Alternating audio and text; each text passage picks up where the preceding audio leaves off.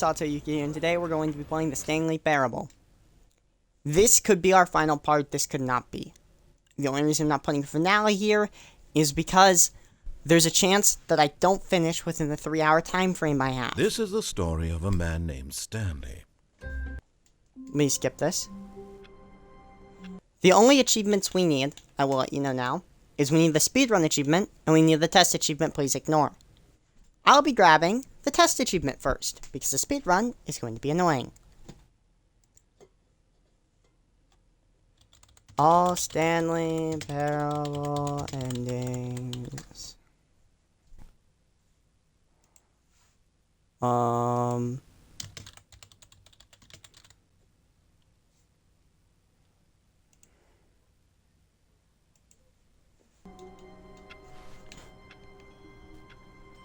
Yep.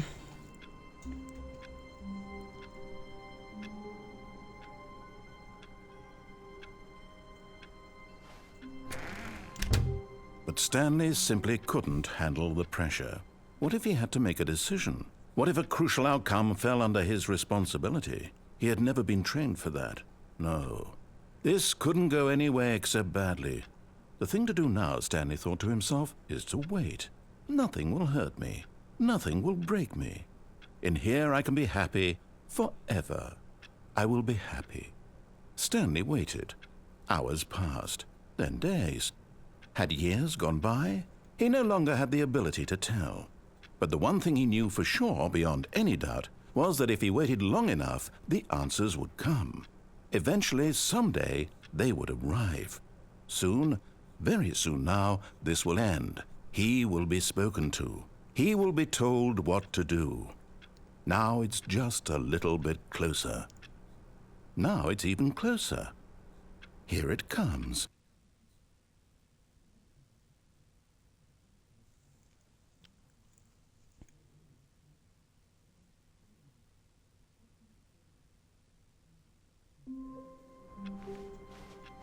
All of his co-workers were gone.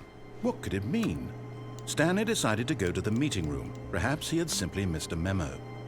No matter how hard Stanley looked, he couldn't find a trace of his co-workers.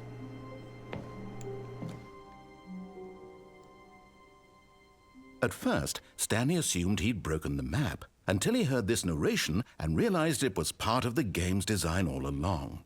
He then praised the game for its insightful and witty commentary into the nature of video game structure and its examination of structural narrative tropes.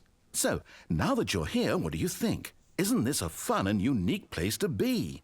Why don't we take a minute just to drink it all in? Okay, I'm over it now. What do you think? Are you sick of this gag yet? Ah, then in that case we'll continue.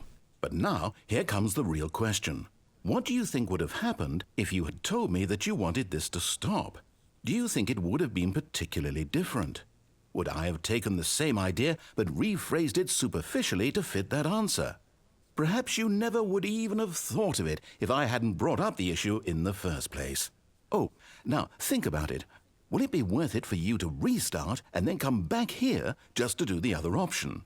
Clearly, this whole gag takes some time. What if the other option is even longer?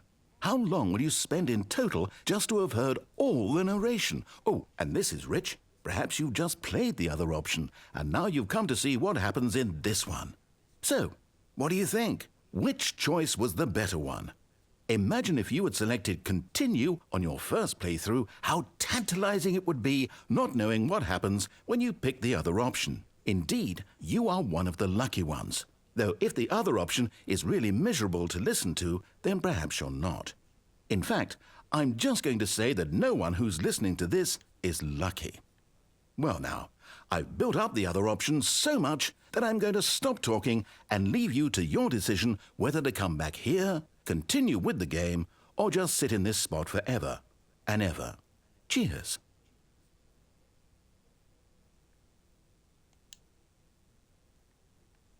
Okay, so I think we have to die. But this is another ending. We're just grabbing all the endings in order as we can grab them. We grab the reluctance ending. We have to do.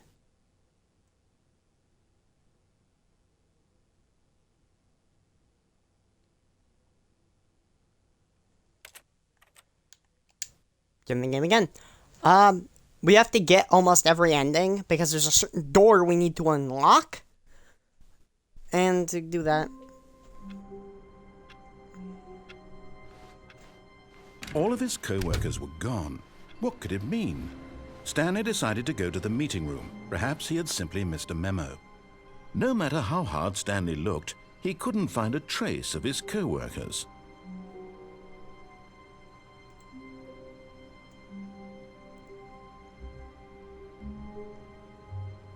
$419 $423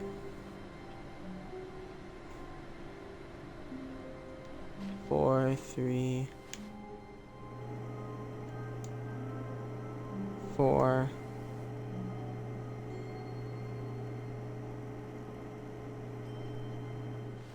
Oh.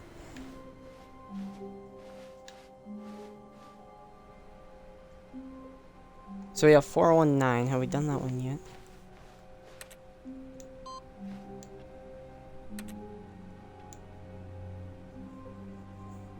So over a bunch of playthroughs, we'll get that one done. Okay. I'll just kind of leave that open. And we'll start working on it.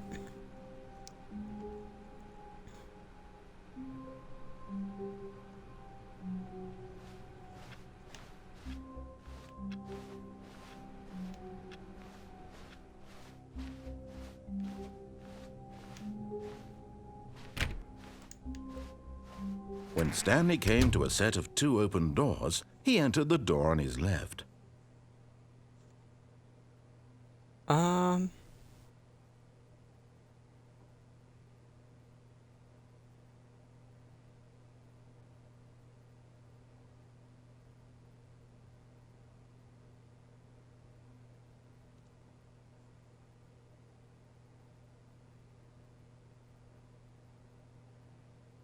Okay, we're gonna do an ending we've already done.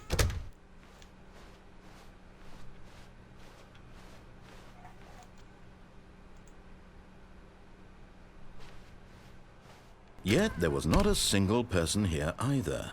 Feeling a wave of disbelief, Stanley decided to go up to his boss's office. Coming to a staircase, Stanley walked upstairs to his boss's office. But Stanley just couldn't do it. He considered the possibility of facing his boss. Admitting he had left his post during work hours, he might be fired for that. And in such a competitive economy, why had he taken that risk? All because he believed everyone had vanished? His boss would think he was crazy. And then something occurred to Stanley. Maybe, he thought to himself, maybe I am crazy. All of my co-workers blinking mysteriously out of existence in a single moment for no reason at all? None of it made any logical sense. And as Stanley pondered this, he began to make other strange observations. For example, why couldn't he see his feet when he looked down? Why did doors close automatically behind him wherever he went? And for that matter, these rooms were starting to look pretty familiar. Were they simply repeating? No, Stanley said to himself, this is all too strange. This can't be real. And at last, he came to the conclusion that had been on the tip of his tongue. He just hadn't found the words for it. I'm dreaming, he yelled. This is all a dream. Oh, what a relief Stanley felt to have finally found an answer, an explanation. His co-workers weren't actually gone. He wasn't going to lose his job. He wasn't crazy after all. And he thought to himself, I suppose I'll wake up soon.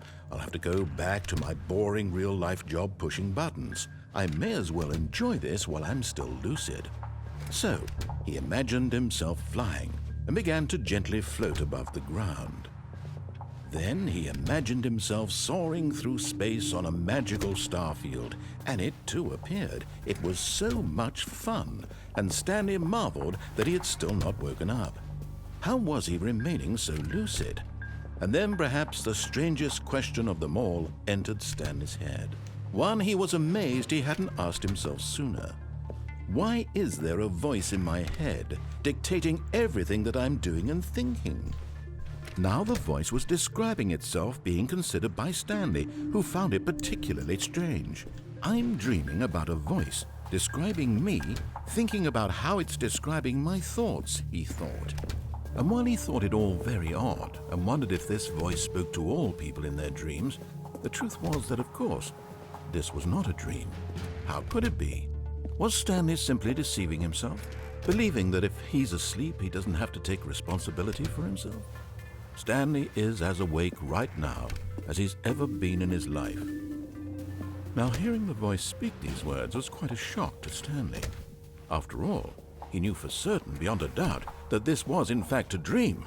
Did the voice not see him float and make the magical stars just a moment ago? How else would the voice explain all that? This voice was a part of himself too. Surely, if he could just... Sorry, I wanted to mention something. Sorry if you can hear my dogs. I don't know why they're not being quiet now. They almost never bark at this hour. Apologies. Continue. He would prove it. He would prove that he was in control, that this was a dream. So he closed his eyes gently, and he invited himself to wake up. He felt the cool weight of the blanket on his skin, the press of the mattress on his back, the fresh air of a world outside this one. Let me wake up, he thought to himself. I'm through with this dream. I wish it to be over. Let me go back to my job. Let me continue pushing the buttons. Please, it's all I want. I want my apartment, and my wife, and my job. All I want is my life exactly the way it's always been. My life is normal. I am normal. Everything will be fine. I am okay.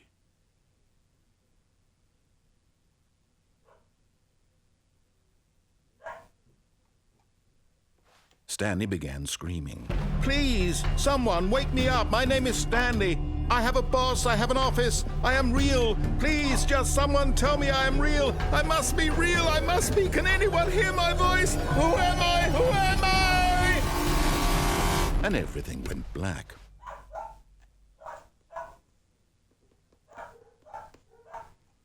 This is the story of a woman named Mariella. Mariella woke up on a day like any other. She arose, got dressed, gathered her belongings, and walked to her place of work. But on this particular day, her walk was interrupted by the body of a man who had stumbled through town talking and screaming to himself, and then collapsed dead on the sidewalk. And although she would soon turn to go call for an ambulance, for just a few brief moments, she considered the strange man.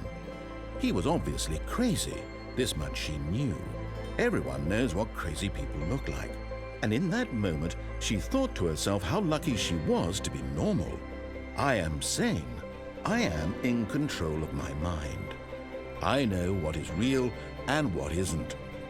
It was comforting to think this, and in a certain way, seeing this man made her feel better. But then she remembered the meeting she had scheduled for that day. The very important people whose impressions of her would affect her career, and by extension, the rest of her life. She had no time for this, so it was only a moment that she stood there, staring down at the body. And then she turned and ran. Okay. That's the insanity ending. We've gotten the reluctance ending, which is closing the door immediately. We've gotten the Adam map ending.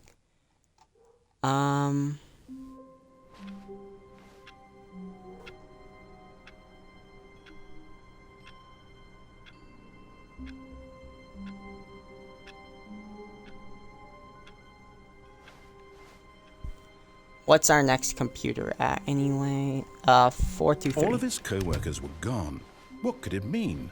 Stanley decided to go to the meeting room. Perhaps he had simply missed a memo.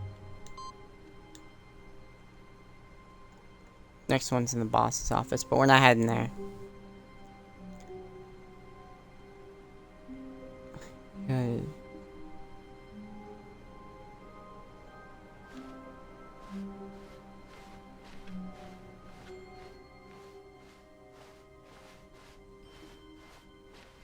When Stanley came to a set of 2 open doors, he entered the door on his left. That's where the game wants me to go anyway. Yet there was not a single person here either. Feeling a wave of disbelief, Stanley decided to go up to his... Coming to a staircase, Stanley walked upstairs to his boss's office.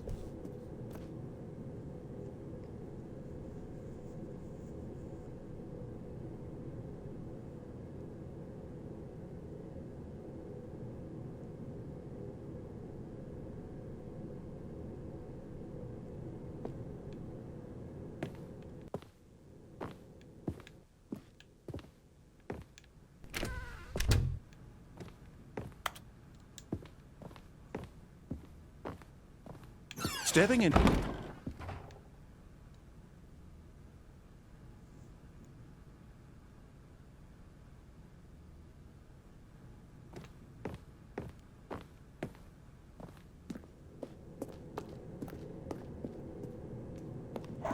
Okay.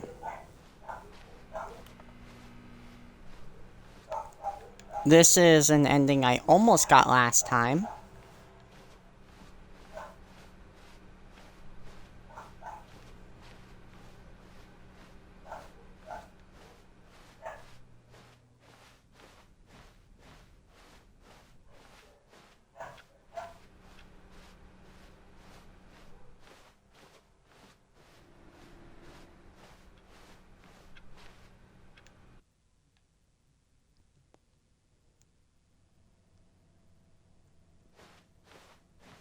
You're now leaving.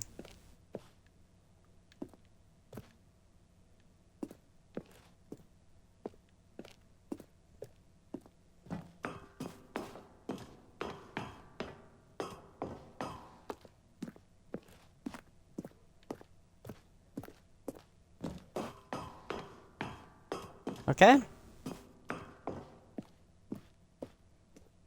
I'd say I'm really enjoying this game so far. It's hilarious. A lot of fun. And, well, the endings allow me to just kind of continue to have a blast with this. It's entertaining to say the least.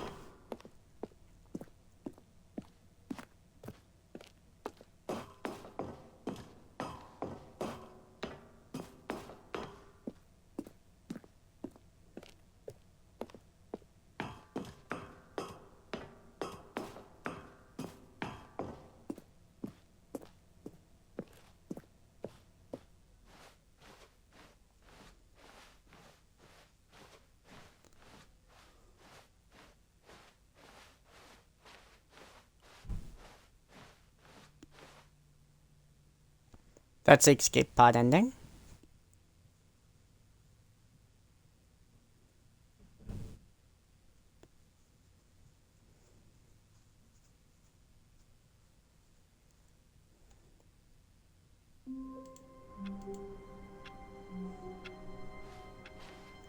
And we're headed to the boss's tell office. This story to my co-workers, Stanley thought. How amusing they'll find it. Oh, won't we all just laugh and laugh at the time I thought everyone had gone missing. When Stanley came to a set of 2 open doors, he entered the door on his left. This is known as a left door ending. Yet there was not a single person here either. Feeling a wave of disbelief, Stanley decided to go up to his... Coming to a staircase, Stanley walked upstairs to his boss's office.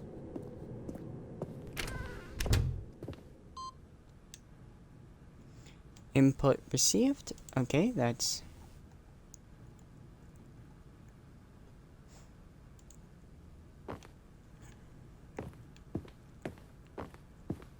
Stepping into his manager's office, Stanley was once again stunned to discover not an indication of any human life. Stanley was in such a rush to get through the story as quickly as possible, he didn't even have a single minute to just let the narrator talk. That kind of anxiety isn't healthy, so he relaxed for a few moments with some calming New Age music. Be careful. This is gonna go dizzy. We needed to do that for a thing for the speedrun in the future.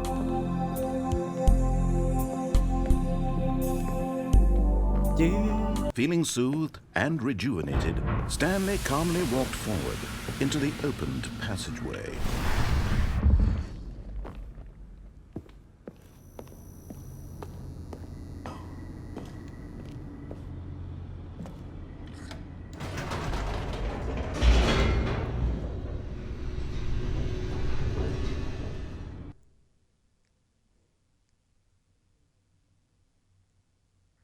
Descending deeper into the building, Stanley realized he felt a bit peculiar.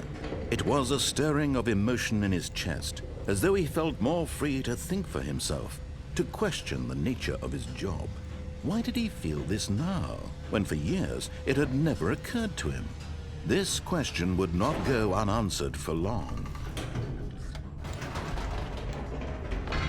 Whoops, nope, never mind. Stanley actually got back into the elevator and went back up. Silly me.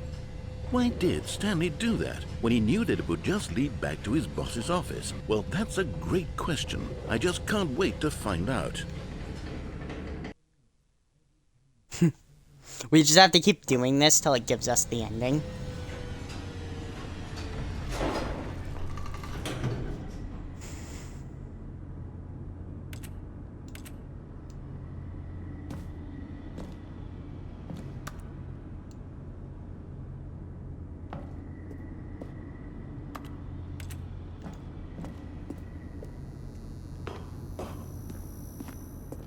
Here we are, Stanley. It's your boss's office. Exactly the way it was before you got onto the elevator. It's still just exactly what it is. What a decision you've made to come up here and look at the office again. This has fleshed out the plot of the story in new and fascinating ways I could have never anticipated. It's that keen eye for storytelling that you have, an incisive rapid fire of critical plot points, one after the other, weaving a rich tapestry of uncompromising narrative. Wow! I'm bolted to the edge of my seat.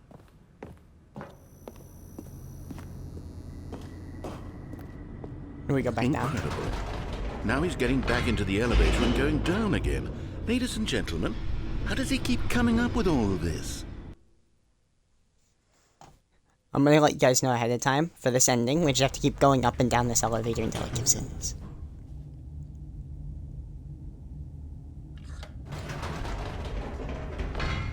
Did you think we were going to go forward down the spooky corridor? No. It's time once again to go back up in the elevator. I can't even begin to grapple with what might be up there. Is it the boss's office again? Or what if it's the boss's office this time? The suspense is killing me.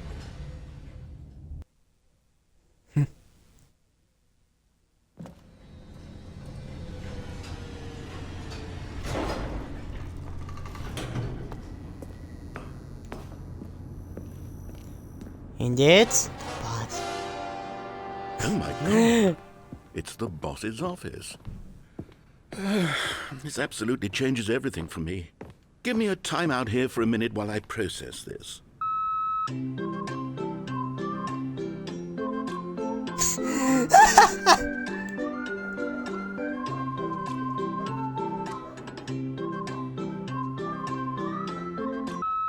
Okay, I'm ready. I'm prepared to embrace this stunning revelation and to move forward with... No, wait. No, I need more time to process. This is... so far, this is my favorite... Like, this is my favorite ending so far we've done. The Rockton's one's quite good. All right. I have fully come to terms with it. I have made space in my worldview for this, of course. Going back down in the elevator. How did I not anticipate it? I mean, sure, now it's obvious, but you have to understand that 30 seconds ago, this kind of thing had never been attempted before. I had no frame of reference to even anticipate it. That's just how revelatory Stanley's decision-making is. A breath of fresh air in a landscape of storytelling that has grown stale and repetitive.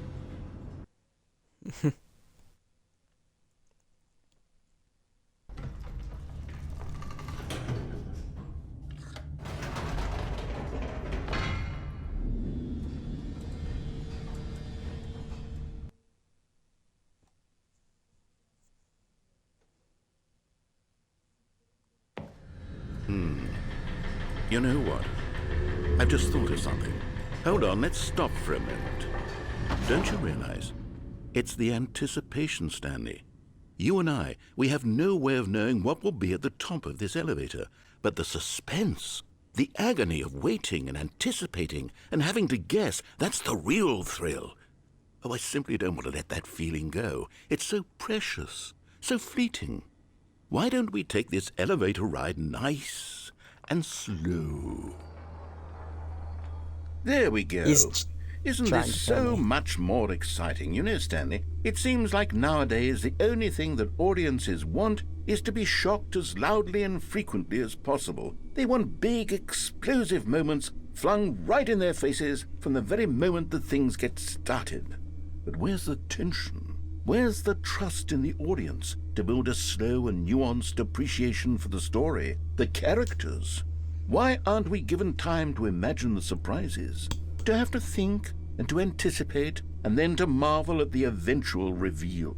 This is storytelling, Stanley. What you and I are doing right now. This is the most exciting narrative to be developed in years, and it's really all because of you. You're the one who took this bold step of revisiting the exact same locations over and over. Truly, I mean it. This is unique and different. It's not like anything else out there. You see, I want stories that surprise me, Stanley. I want to have to think.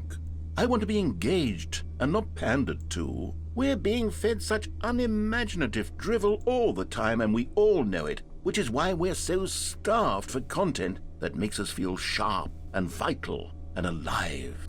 That's why people like you so much, Stanley, because you're not afraid to spit in the face of tradition. You're a role model, you know?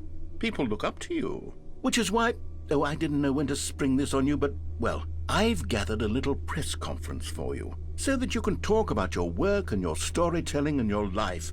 Yes, I know you're not much for the public eye, but I thought it would especially mean a lot to the people who have been following you from the beginning. They really look up to you, Stanley. I don't know if you realize the impact you have on them. This is the kind of gesture that might leave a tremendous impact on them for the better.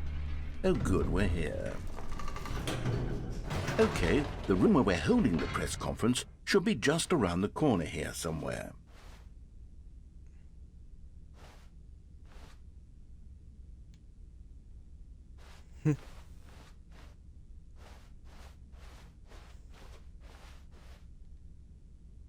An evening with world peace, baby. Yes, here it is, just through this door.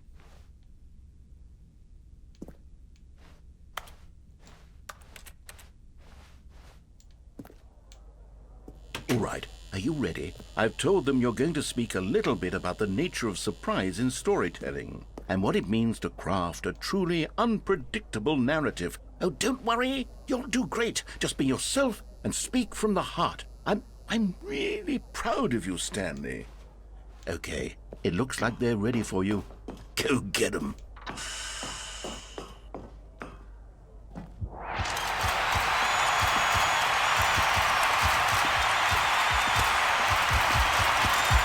Yeah, let's go!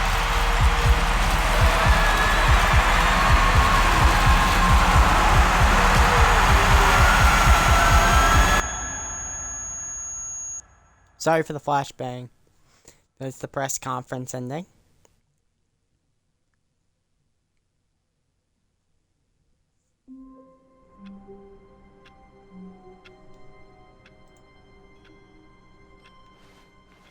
Even now, Stanley's office was a distant memory. What did it look like? There was a computer, perhaps, and a painting. Was it a painting or a photo? He could no longer recall.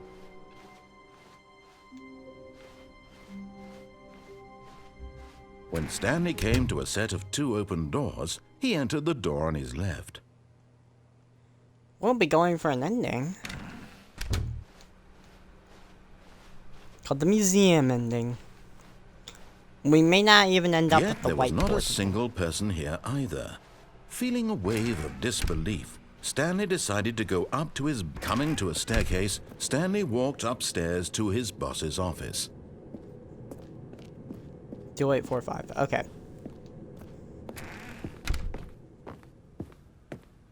Okay, I think we all know the drill by now. Blah, blah, blah. Dark secrets, the keypad. Stanley pushes some buttons. Oh, hey, look, it's a new passageway. Quelle surprise. In the long run, this will be helpful.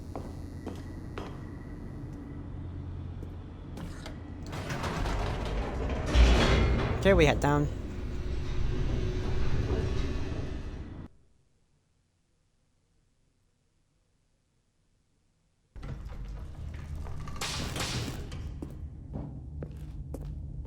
It'll be a while Stanley walked before we straight act. ahead through the large door that read Mind Control Facility.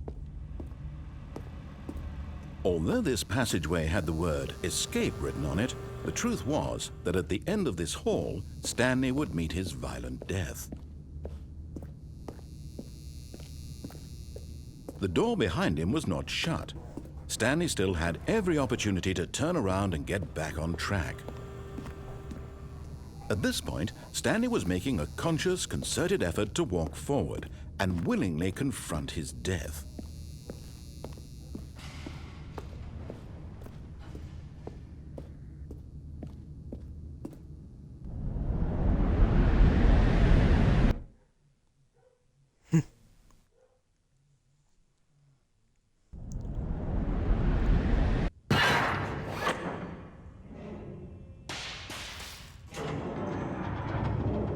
As the machine whirred into motion and Stanley was inched closer and closer to his demise, he reflected that his life had been of no consequence whatsoever. Stanley can't see the bigger picture. He doesn't know the real story, trapped forever in his narrow vision of what this world is. Perhaps his death was of no great loss, like plucking the eyeballs from a blind man. And so he resigned and willingly accepted this violent end to his brief and shallow life. Farewell, Stanley. Oh no. "Farewell, Stanley," cried the narrator, as Stanley was led helplessly into the enormous metal jaws. In a single visceral instant, Stanley was obliterated as the machine crushed every bone in his body, killing him instantly.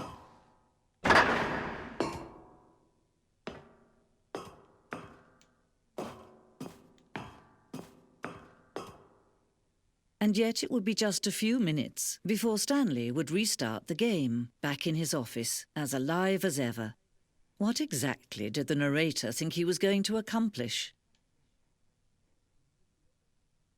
When every path you can walk has been created for you long in advance, death becomes meaningless, making life the same. Do you see now?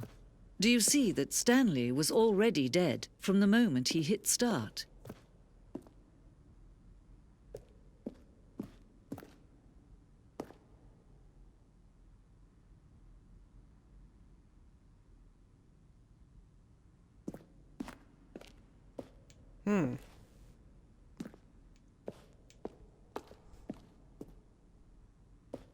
Filing cabinets. Office computers. The doors.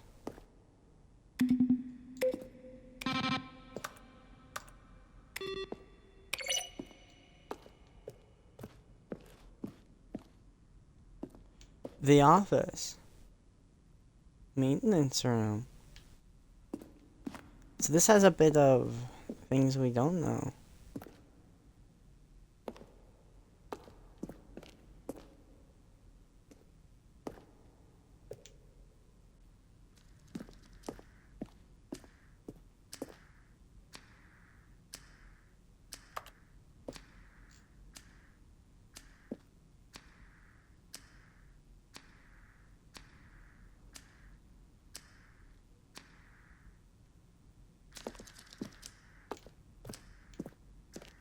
Okay.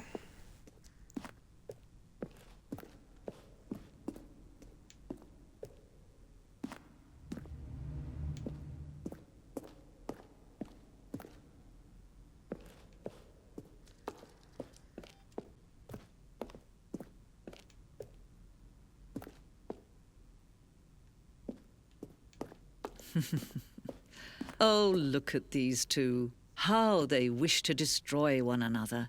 How they wish to control one another. How they both wish to be free. Can you see? Can you see how much they need one another? No, perhaps not. Sometimes these things cannot be seen. But listen to me. You can still save those two. You can stop the program before they both fail.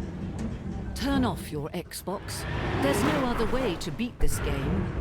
As long as you move forward, you'll be walking someone else's path. Stop now and it'll be your only true choice. Whatever you do, choose it. Don't let time choose for you. Don't let...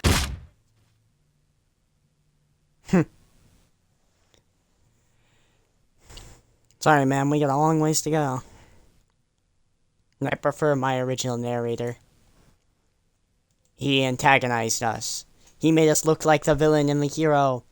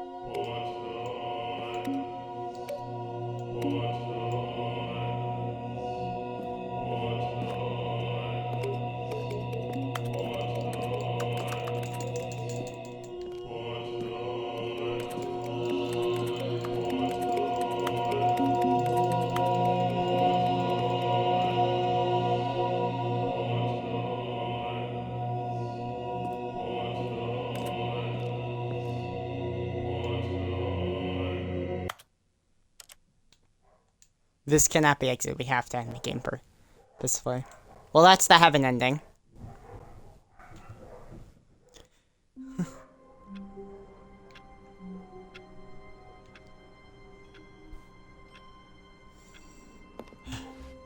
All of his co-workers were gone. What could it mean? Stanley decided to go to the meeting room. Perhaps he had simply missed a memo. That's how we can test it. I'm just gonna get all the Stanley came to a endings. set of 2 open doors. He entered the door on his left. Actually, we're gonna try and get the speedrun achievement this time. Yet No, there wait, was not we'll a do single that after we person go to here the end. either. Feeling a wave of disbelief, Stanley decided to go up to his... Coming to a staircase, Stanley walked upstairs to his boss's office.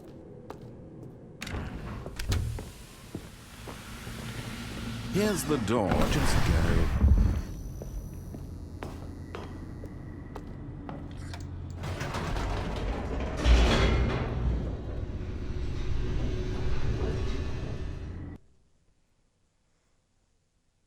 We're going to be doing the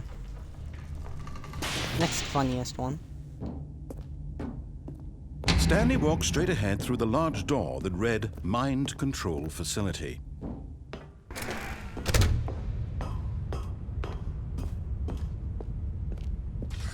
The lights rose on an enormous room packed with television screens. What horrible secret did this place hold? Stanley thought to himself. Did he have the strength to find out?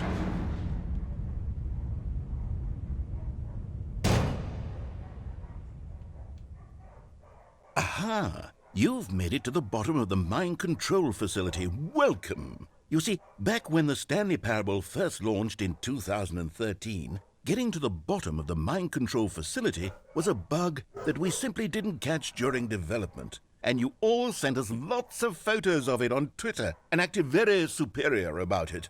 And you're all very, very clever. Good for you. Anyway, when it came time to update the game, we knew that we had to do something about this little goof of ours. So here you go. New content. You can call it the bottom of the mind control room ending, if that enhances your perception of the value of these updates. Isn't that what you crave? New content? Always more content, more, more. And I'm here to give it to you. I'm here to make it seem like we really covered every nook and cranny of the game with secrets and Easter eggs. How about this? We wrote a new piece of music just for this section. You won't hear it anywhere else in the game. It's a secret that's just for you. That's how special you are. We call this track, Good Job You've Made It to the Bottom of the Mind Control Facility. Well done.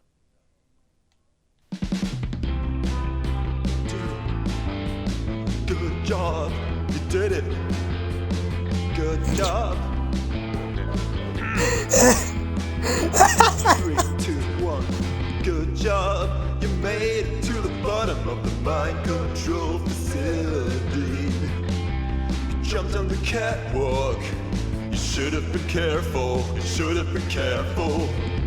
It used to be a bug, but now it's an ending. Now it's an ending. I believe in you. I believe in your ability to cross this barrier and chase your dreams. The railings don't mean anything. Good job, you did it. Good job, you did it. Good job, you did it. Good job, you did it.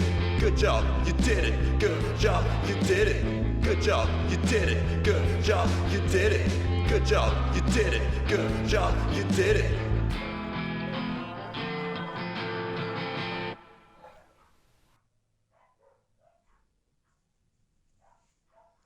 That's the bottom of the mind control ending. We're gonna be going for the freedom ending now.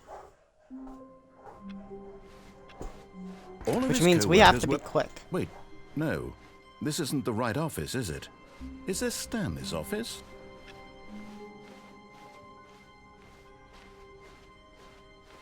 When Stanley came to a set of 2 open doors, he entered the door on his left. Yet there was not a single person here either. Feeling a wave of disbelief, Stanley decided to go up to his coming to a staircase. Stanley walked upstairs to his boss's office.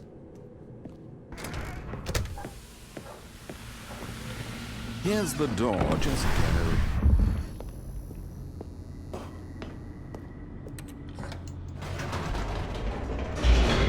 Okay. We're going to want to immediately bolt that. We're going to be cleaning this mind control facility as quickly as possible.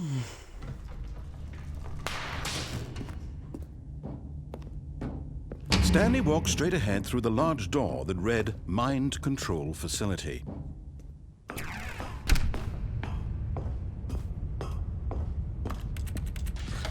The lights rose on an enormous room packed with television screens. What horrible secret did this place hold? Stanley thought to himself. Did he have the strength to find out? That buys me like a second at most. Now the monitors jumped to life, their true nature revealed.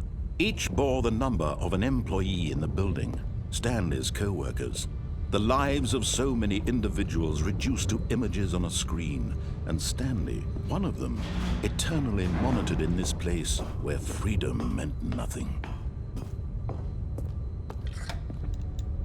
This mind control facility, it was too horrible to believe. It couldn't be true.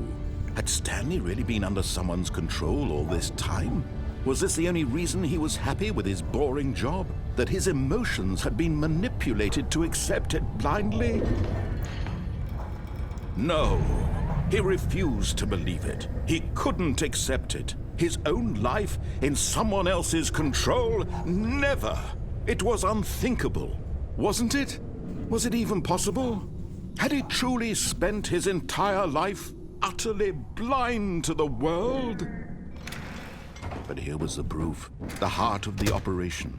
Controls labeled with emotions, happy or sad or content. Walking, eating, working, all of it monitored and commanded from this very place. And as the cold reality of his past began to sink in, Stanley decided that this...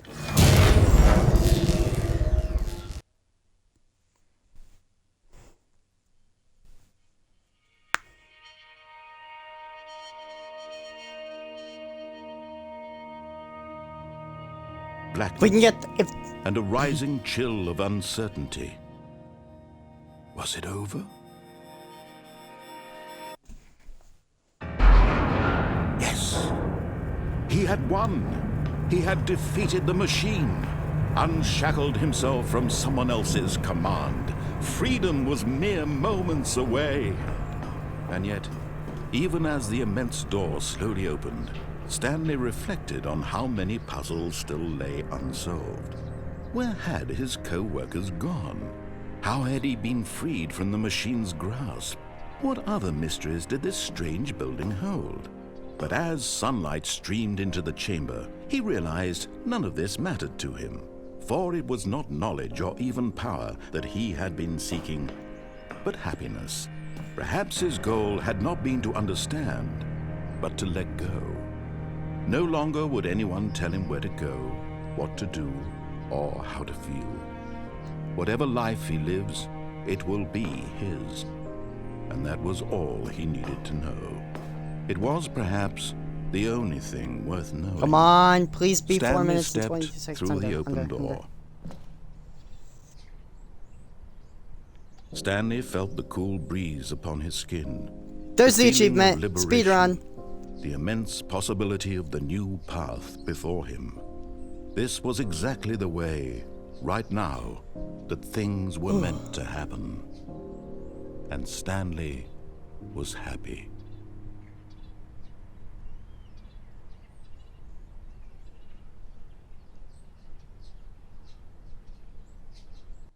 Now we have to just basically do the opposite of that. That'll be all of our left door endings. Once we get the countdown. We got freedom done. All of his co-workers were gone. What could it mean? Stanley decided to go to the meeting room. Perhaps he had simply missed a memo. Yes, I could do new content, but I want to show you guys When all Stanley the came to a endings. set of 2 open doors, he entered the door on his left.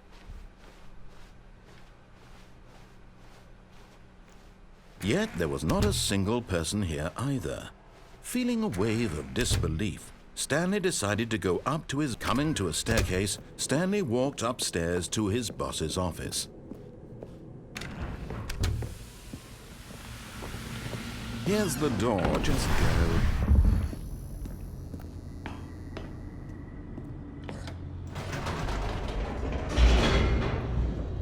Okay.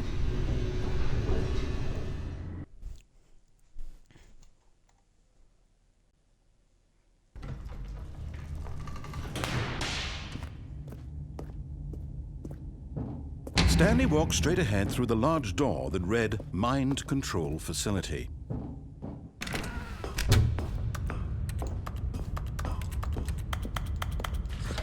The lights rose on an enormous room packed with television screens. What horrible secret did this place hold? Stanley thought to himself. Did he have the strength to find out?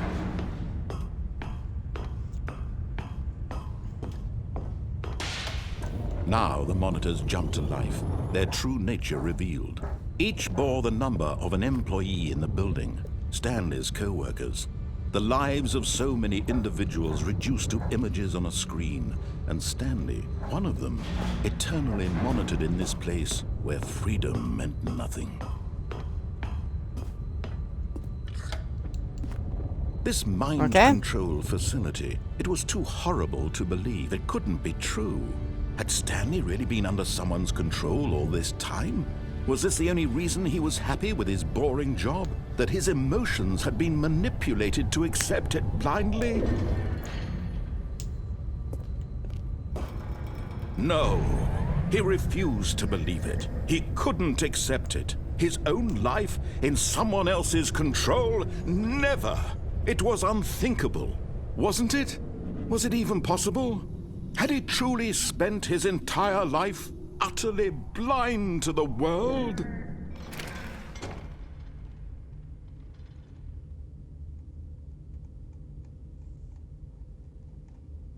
There are so many good endings. But here was the that we proof, can get. the heart of the operation. Controls labeled with emotions, happy or sad or content. Walking, eating, working, all of it monitored and commanded from this very place. And as the cold reality of his past began to sink in, Stanley decided that this machinery... Oh, Stanley, you didn't just activate the controls, did you? After they kept you enslaved all these years, you go and you try to take control of the machine for yourself. Is that what you wanted? Control? Stanley, I applaud your effort, I really do. But you need to understand, there's only so much that machine can do. You were supposed to let it go, turn the controls off, and leave. If you want to throw my story off track, you're going to have to do much better than that. I'm afraid you don't have nearly the power you think you do. For example, and I believe you'll find this pertinent, Stanley suddenly realized he had just initiated the network's emergency detonation system. In the event that this machine is activated without proper DNA identification, nuclear detonators are said to explode, eliminating the entire complex. How long until detonation then? Let's say, 2 minutes. Now this is making things a little more fun, isn't it, Stanley? It's your time to shine. You are the star. It's your story now. Shape it to your heart's desires.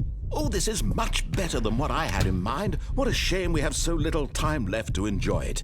Mere moments until the bomb goes off. But what precious moments each one of them is.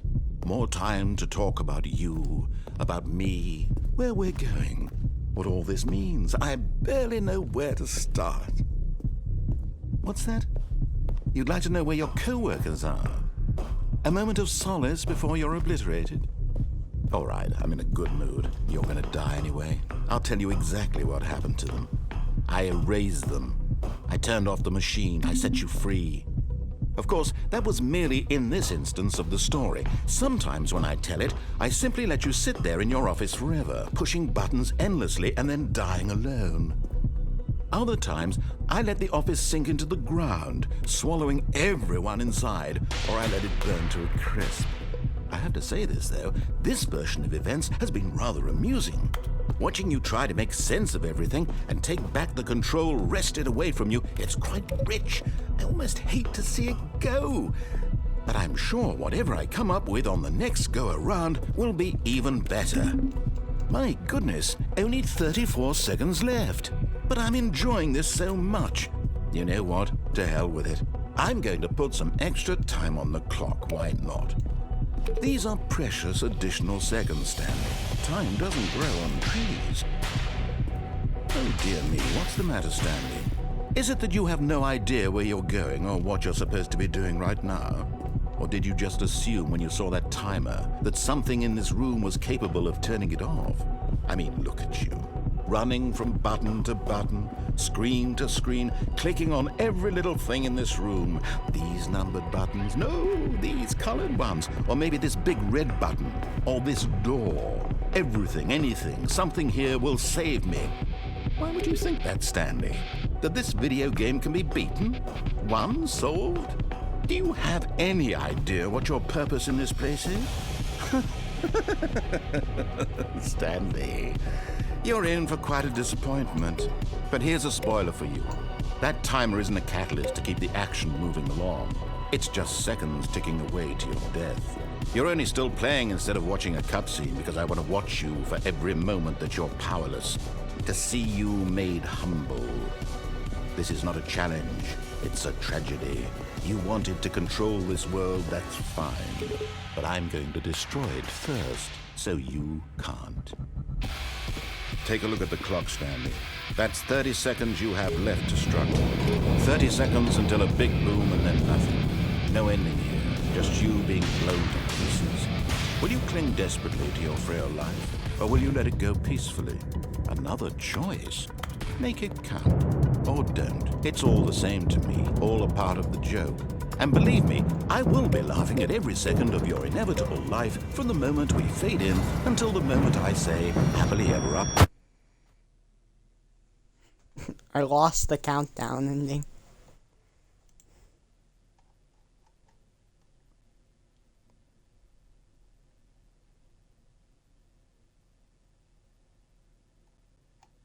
Yeah.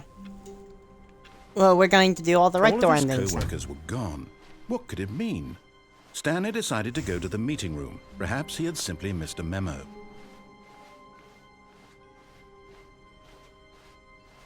When Stanley came to a set of 2 open doors, this was not the correct way to the meeting room, and Stanley knew it perfectly well. Perhaps he wanted to stop by the employee lounge first, just to admire it. Yes, truly a room worth admiring. But eager to get back to business, Stanley took the first open door on his left. And so he detoured through the maintenance section, walked straight ahead to the opposite door, and got back on track.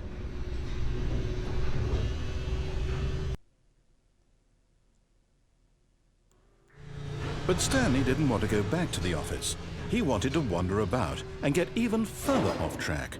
So now in order to get back, he needed to go, from here it's, left. Oh, no, it's to the right, my mistake. No, not the right. Why would I have ever said it was to the right? What was I thinking? It's clearly... Oh dear, would you hold on for a minute, please? Now, let's see. We went down right, left, down, left, right. Yep, okay, yes. I've got it now. This story is absolutely, definitely this way.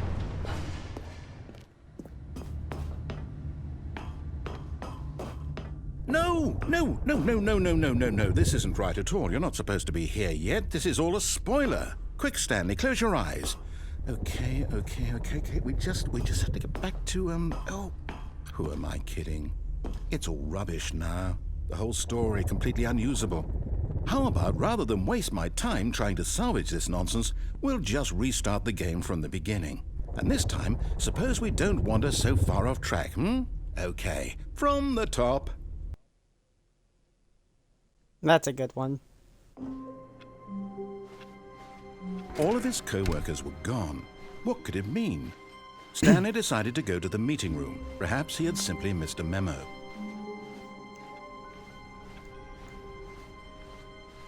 When Stanley... Wait, what?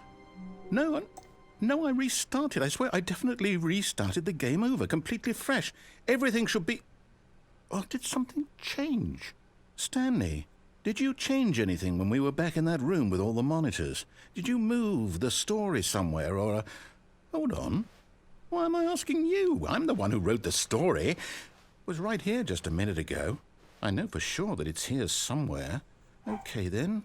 It's an adventure. Come, Stanley. Let's find the story.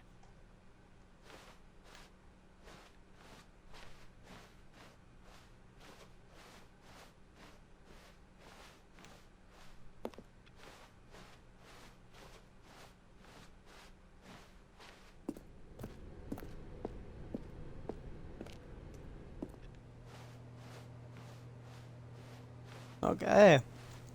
This is definitely interesting. I'll say it. This is the worst adventure I've ever been on. I can promise you there definitely was a story here before.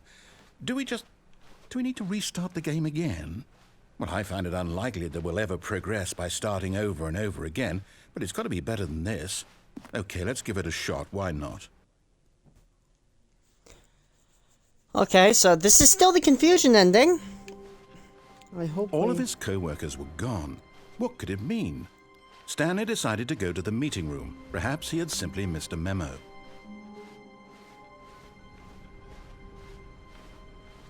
Okay, yep, it's worse. I might be remembering this wrong. It's possible the story is back where we just came from. Why don't we go back the other direction and see if we missed anything?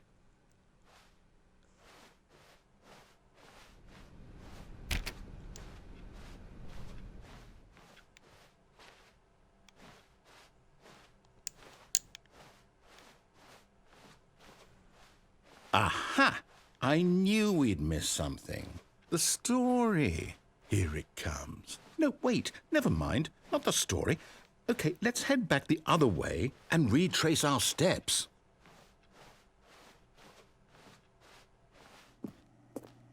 Now this... Well, I'll be honest, I don't recognize this place at all. Is this the story? I don't think so. I can't quite recall, but I believe my story took place in an office building. Is that correct? Do you remember, Stanley? Well, do you know what?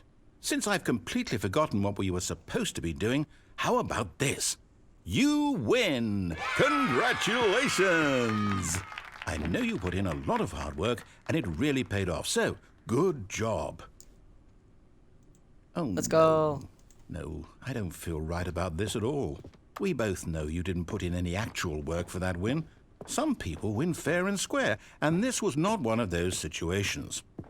Okay, I'm getting weirded out by whatever this place is. I don't care what might happen this time. I have to restart.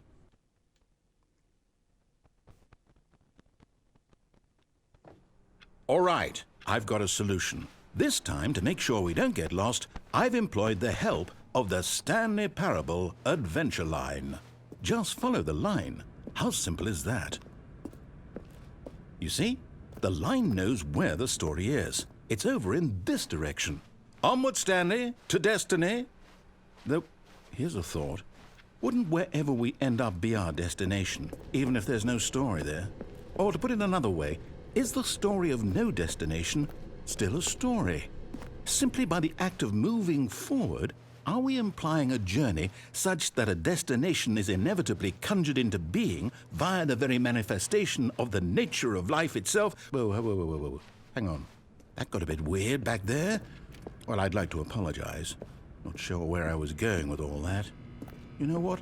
I think what we need right now is a bit of music to lighten the mood. Yeah, this is what we need.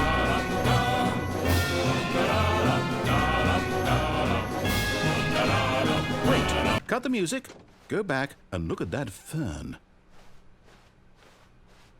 Stanley, this fern will be very important later in the story. Make sure you study it closely and remember it carefully. You won't want to miss anything.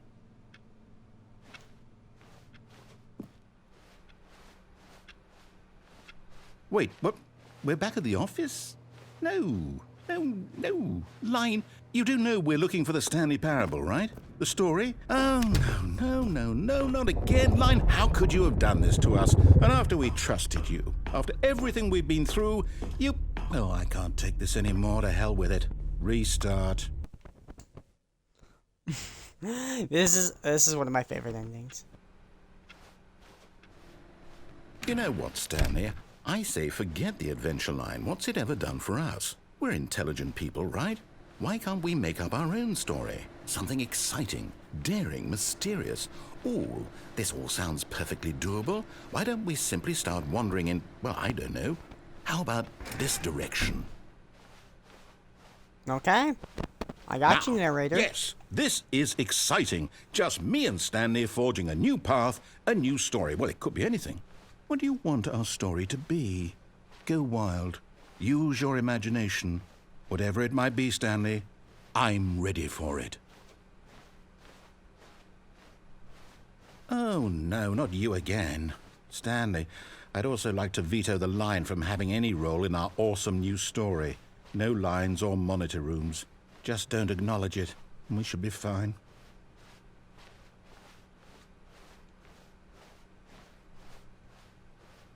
Ah, a choice. We get to make a decision. From here, the story is in our control. How important we mustn't squander the opportunity. In fact, I believe I need a minute to think here. Just walk in circles for a minute. Okay, so I know that each door has to lead somewhere, which means that somewhere, the place where we're trying to go, there must be a reverse door that leads here. And that in turn means that our destination corresponds with the counter-inverted reverse door's origin. So starting from the right, let us ask, will taking the right door lead us to where we're going? And since the answer is clearly yes, then by all accounts, the door on the right is the correct one. Another victory for logic. Come, Stanley, our destiny awaits. Oh, hold up, what's this? The confusion ending. You're telling me that's what this is? It's all one giant ending? And we're supposed to restart the game, what, eight times? That's really how all this goes? It's all determined? So now, according to the schedule, I restart again. Then what? Am I just supposed to forget? Well, what if I don't want to forget? My mind goes blank simply because it's written here on this thing, wall. Well, who consulted me? Why don't I get to decide? Why don't I get a say in all of this? Is it really? No, it can't be. I don't want it to be. I don't want the game to keep restarting. I don't want to forget what's going on. I don't want to be trapped like this. I won't restart the game. I won't do it. I won't do it. I won't do it. And the timer stopped? Does that mean, did we do it? Did we break the cycle? The, whatever it is that made this schedule? How would we even know? Will someone come for us? Will something happen? So, okay. I guess now we just wait. You know, I suppose in some way that this is a kind of story, wouldn't you agree? I'm not quite sure if we're in the destination or the journey, though they're always saying that life is about the journey and not the destination, so I hope that's where we are right now. We'll find out, won't we? Eventually. Well, in the meantime, if you...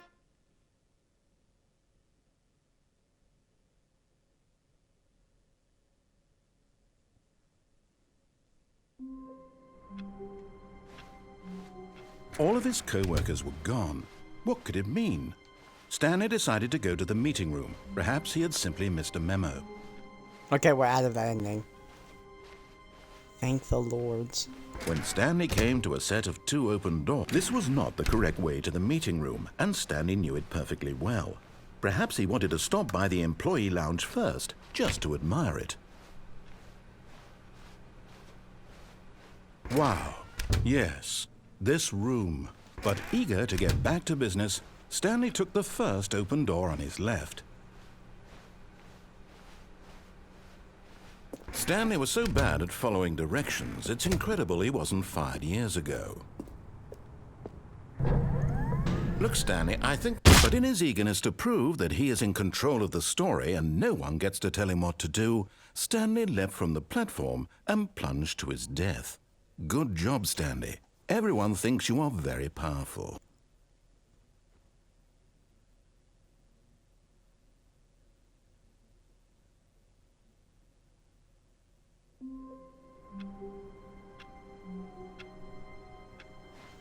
Okay, we're Stanley gonna be knew the doing office layout preventing. like the back of his hand.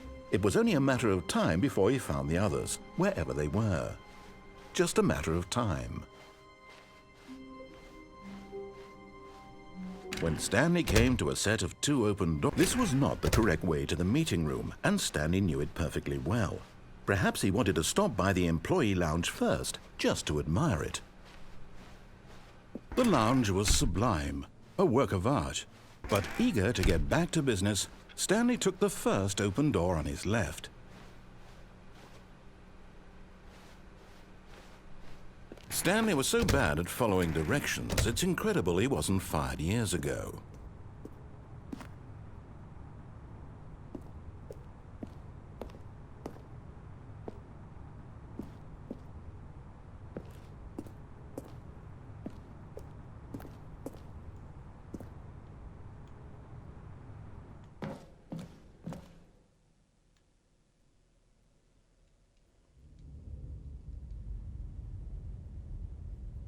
Okay. Stanley had now gotten himself so far off the beaten path that it seemed the office had begun. So far off the beaten path that it seemed the office had begun. So far off the beaten path that it seemed the office had begun. So far off the beaten path that it seemed the office had begun.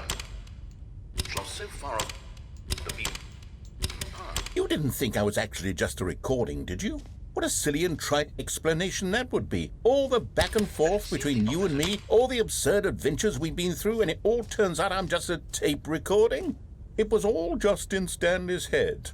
I bet that's the kind of twist you think is revelatory. I bet each and every time you watch a movie where it turns out all to be in the main character's imagination, you must absolutely bolt off the couch in pure shock at the phenomenal and intricate storytelling. It must be so simple to be you. Life being an unending waterfall of surprises and delights. How much more exciting you must find the world than the rest of us do. Now I've become sad. Look what you've done to me. This is all your fault. I'm going to be skipping the phone ending and the real person ending. My reasoning behind this is because we've done the phone ending twice, and I just don't want to do it again. It's a longer All of his ending. co-workers were gone. I'm What strapped could for it time. mean? Stanley decided to go to the meeting room. Perhaps he had simply missed a memo.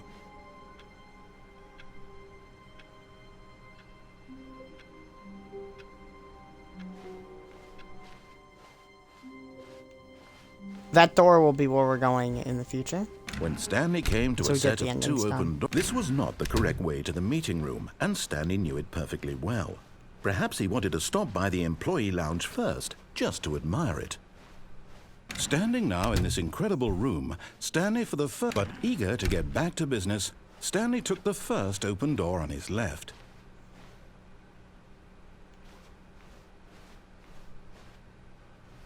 Stanley was so bad at following directions, it's incredible he wasn't fired years ago.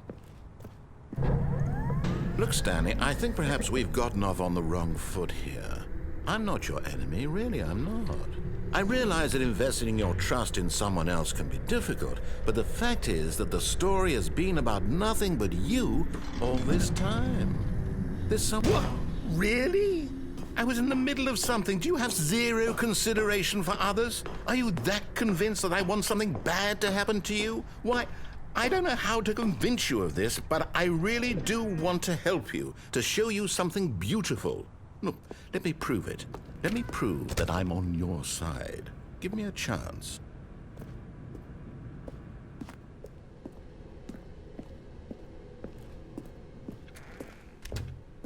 Now listen carefully, this is important. Stanley walked through the red door.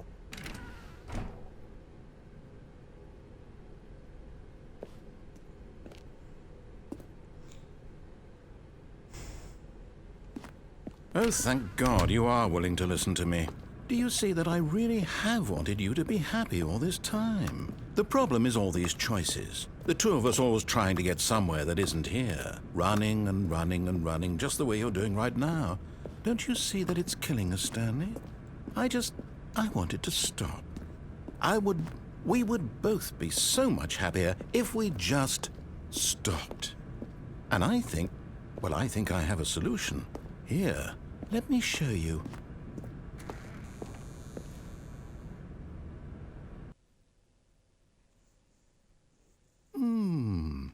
What do we want? What are we looking for? Here. Yes. Oh, it's beautiful, isn't it? If we just stay right here, right in this moment with this place, Stanley, I think... No, wait. Where are you going? Oh, no. Stay away from those stairs. If you hurt yourself, if you die, the game will reset. We'll lose all of this. Please, no, Stanley, let me stay here. Don't take this from me. Please, Stanley. No! Oh, thank God you lived. No. What are you doing, Stanley? Please, I'm asking you not to take this away from me. I can't go back to what I was before. If you die, we'll both go back. Why are you doing this? Stanley, let's go back to the other room. My God, is this really how much you dislike my game? That you'll throw yourself from this platform over and over to be rid of it? You are literally willing to kill yourself to keep me from being happy. Am I reading the situation correctly? No. Or maybe you're just getting a kick out of it. I don't know anymore. I just wanted us to get along. I feel I so guess bad that was for too him. much to ask. It looks like you wanted to make a choice after all. Well, this one is yours.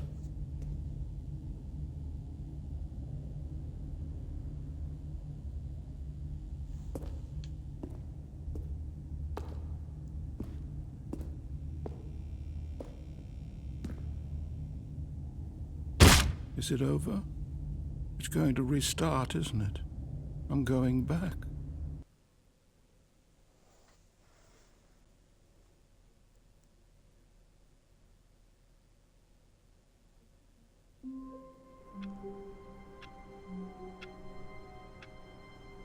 I am not doing the art ending because it will take 4 hours.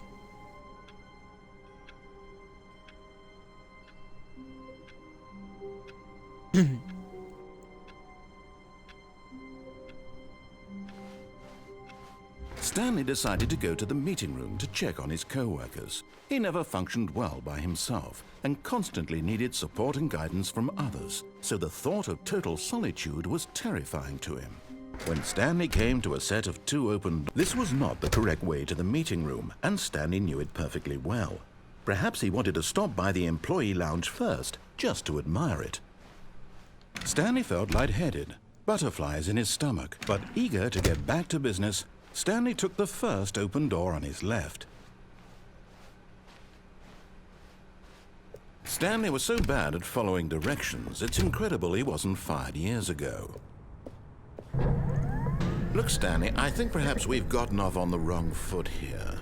I'm not your enemy, really, I'm not. I realize that investing your trust in someone else can be difficult, but the fact is that the story has been about nothing but you all this time. There's someone... What? Really? I was in the middle of something. Do you have zero consideration for others? Are you that convinced that I want something bad to happen to you? Why, I don't know how to convince you of this, but I really do want to help you, to show you something beautiful. Look, let me prove it. Let me prove that I'm on your side. Give me a chance. Now listen carefully, this is important. Stanley walked through the red door. Aha, perhaps you misunderstood. Stanley walked through the red door. I still don't think we're communicating properly. Stanley walked through the red... All right, fine, go ahead, Stanley. You want to know so badly what's out there? You want to find out what lies at the end of this road you've chosen? Well, don't let me stop you. You see? There's nothing here. I haven't even finished building this section of the map, because you were never supposed to be here in the first place. Broken rooms, exposed developer textures. Is this what you had wanted? Was it worth ruining the entire story I had written out specifically for you? Do you not think I put a lot of time into that? Because I did. And in the end, it was all for nothing, because this is what you wanted to see.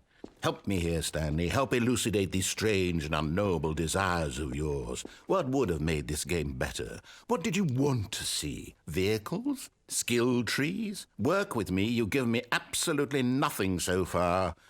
Tell you what, let me take a stab in the dark at a new design, and you can give me some feedback.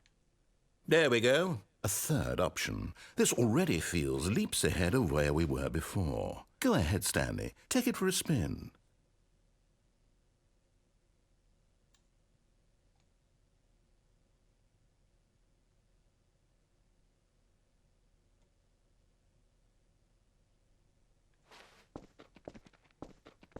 Okay, I'm going to stop you there. Now, tell me about your experience with this new version. Would you say that the game benefited from allowing you more choices?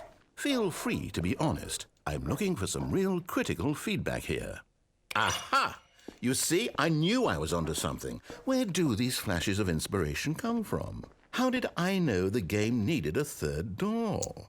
Well, it's instinct mostly, a calling in your gut. I really couldn't say where the idea came from, except that I felt it in my soul. You can't teach that, Stanley. Don't even try. Here, based on the data from your previous playthrough, I've compiled a new version. And to be perfectly candid, I think I've knocked it out of the park with this one. Let's take a look.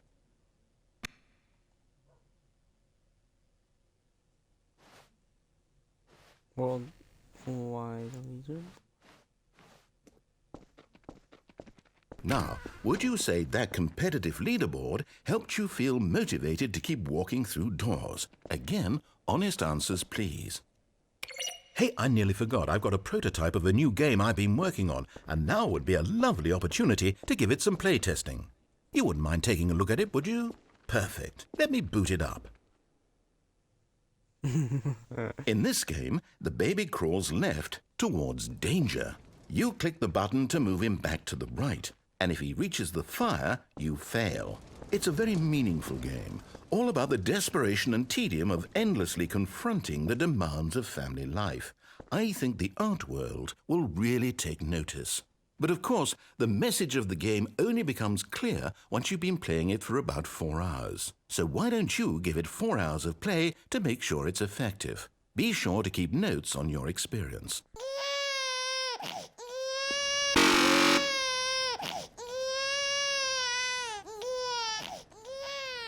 You heartless bastard. Did you do it because you hate babies or purely to spite me? Because if it's the latter, well, I don't know what to do. I'm completely out of ideas. I can't think of a single thing that might improve the experience for me. I'm not even going to try. I'm out. I'm done. It's over. Thank you for playing. Your input was extremely valuable. Oh, hey, since my game was so awful, why don't we play someone else's game? Just to ease the pain. Let's see. What do we have here? Yes, this seems like it'll work. Let's give it a shot. Whose game are we gonna play?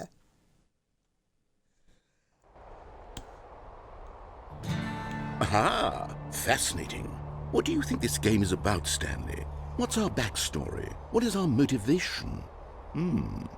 Well, it seems obvious to me that you are meant to play as a creepy man spying on innocent civilians below you from up high in your creep tower, perhaps for some sort of twisted erotic purpose. Yes, that must be it. What a fascinating venture into the experience of total mental depravity. So far, I love everything about this game, Stanley. And it seems there's even more. Come, let's venture outward and see what else is out there.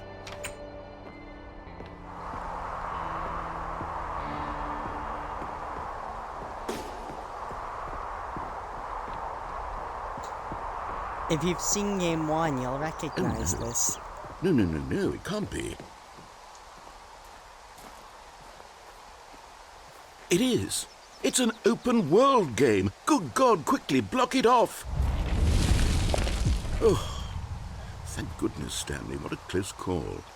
You nearly wandered off into that thing. That big, open, just wandering around. No right or wrong directions. No path to follow. You can just go in any... Oh, thank heavens we avoided it. We're out of the woods now, Stanley. Okay, I'm going to get us out of here. Let's find another game. Preferably something with walls. Something with nice, big, insurmountable walls. Okay, I think this will be just the thing. What game are we going into now? Oh my god. Wonderful. See, this is exactly what I had in mind. Just a nice big box for you to run around in. There isn't any possibility that you could get lost here. Now this is game design. Stanley, if you manage to get lost in this game, I will be phenomenally impressed. Okay, so what exactly do we do here? Let's see. There are lots of cars here in the back, but obviously there's no racetrack. Okay, I'm seeing that there's a ball of some kind back here. Is this game sports ball? Stanley, I think it's sports ball. Oh, what fun. We shall run the bases and do a touchdown together? Yes, I think surely we must. Okay, Stanley, here's the ball. Have fun.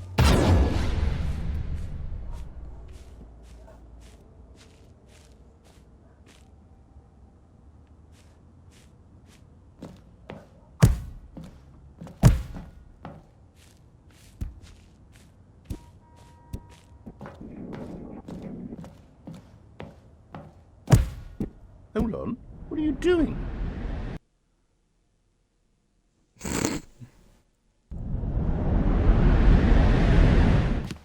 Stanley, don't do that. I can't follow you there. I can't help you. How will you write a story without me? You can't do it. You know that. Stanley, come back.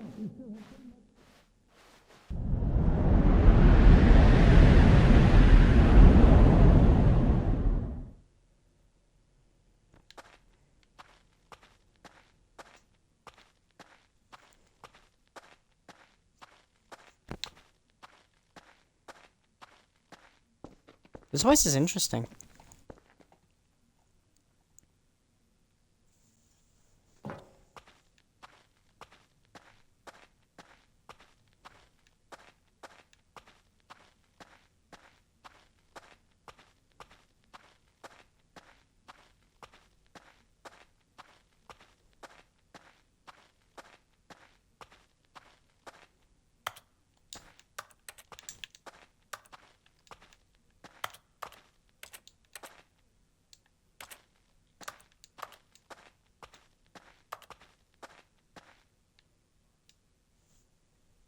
I wonder what he found. If what he wanted was to be the leading man in his own story, well, perhaps he's gotten it. Down in wherever he is right now. I wonder if he's happy with his choice, and if he's learned the heavy cost that comes with it. He'll understand soon what I was trying to tell him. He needs me. Someone who will wrap everything up at the end, to make sense out of the chaos and the fear and the confusion. That's who I am. That is what I mean to this world. Oh, yes. Yes, I'll be back. There's no other way. Once this ends, after it all comes to a close, then I'll be back. The end will be here soon. Very soon. I can wait.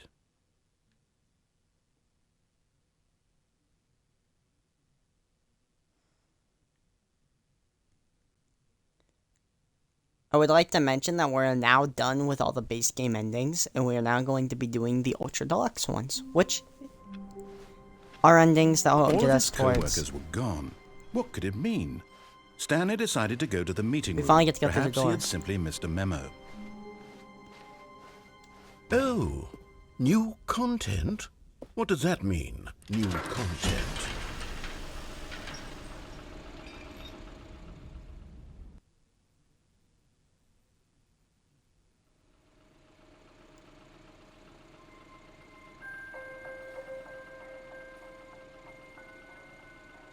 Hello, and thank you for playing the Stanley Parable Ultra Deluxe. As you may know, the Stanley Parable was a video game released in 2013 on home computers. After receiving critical and commercial success, it was expanded upon in 2022 with the Stanley Parable Ultra Deluxe, a reimagining of the game for consoles and home computers. The Stanley Parable Ultra Deluxe features exciting new content that broadens and expands the world of the Stanley Parable, delighting audiences the world over. Please, step inside and see what thrilling new adventures await in the Stanley Parable Ultra Deluxe. Oh, well, this sounds delightful. I'm very excited to see the thrilling new Ultra Deluxe content. Okay, so far it's an elevator. Nothing special yet, but I'm sure it's just the beginning of a mesmerizing adventure.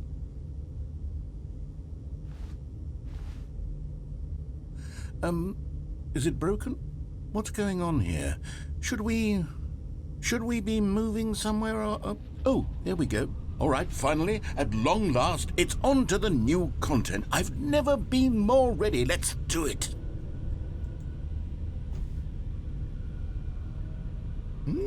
Neither have I.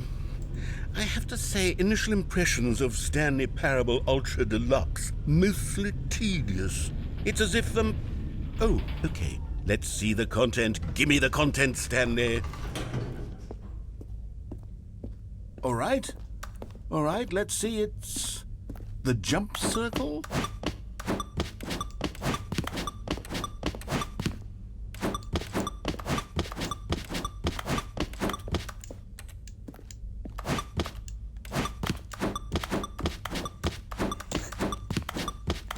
This is so stupid.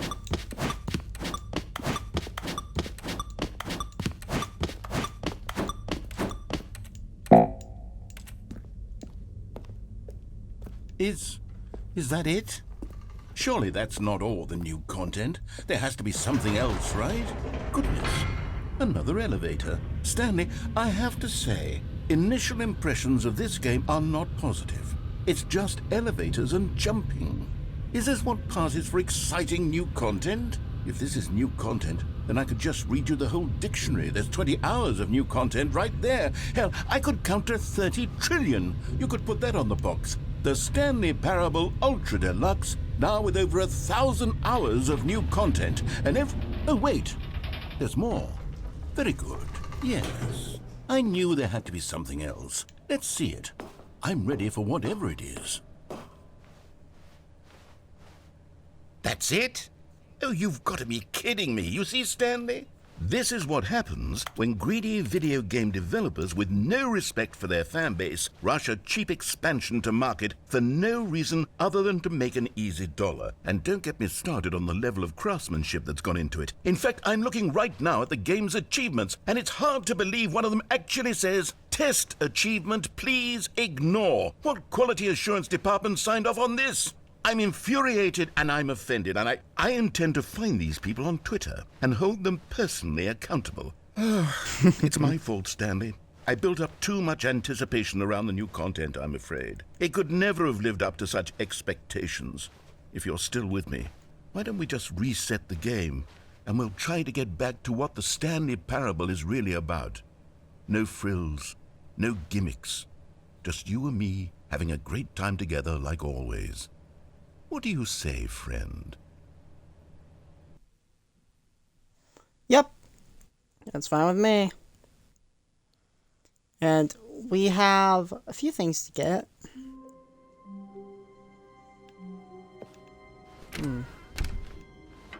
Psst! Stanley! Come over here! In the vent! I want to show you something!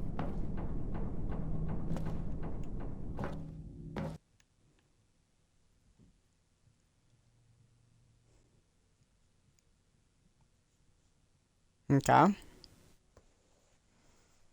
What you want to show me, narrator? So I'll say Stanley. Okay, you remember how cheap and unsatisfying the new Ultra Deluxe content turned out to be? Well, it got me thinking about the past, and how much better the Stanley Parable used to be. So I made something special and tucked it away here where the game's developers won't find it. Just our little secret. Take a look. I call it the Memory Zone. It's where I've been storing all my favorite memories so I can relive the peak experiences of my life whenever I want. Experiences like the launch of the Stanley Parable on PC. You see, Stanley, doesn't the Memory Zone remind you of how wonderful Stanley Parable was before it was sullied with a cheap Xbox port? Remember back in October of 2013 when the game originally launched? Back then, video games had integrity. Back then, it all meant something. Oh, the waste. And over here is where I keep reviews of the Stanley Parable. Like this stunning triumph of games journalism, 10 out of 10 from Destructoid.com. James Stephanie Sterling writes, and I quote, "Where so many games that aspire to be more than games end up less than any form of art, Stanley Parable strives and then succeeds to be every game ever created." Did you hear that, Stanley? Every game ever created. That's how grand and all-encompassing the original Stanley Parable was. It was literally every game ever created. It was Skyrim, it was Persona 3, it was all of them, and now it's nothing. It's no games at all. It isn't even the Stanley Parable anymore. It's just a husk now. A lifeless husk with an hour of new elevator content.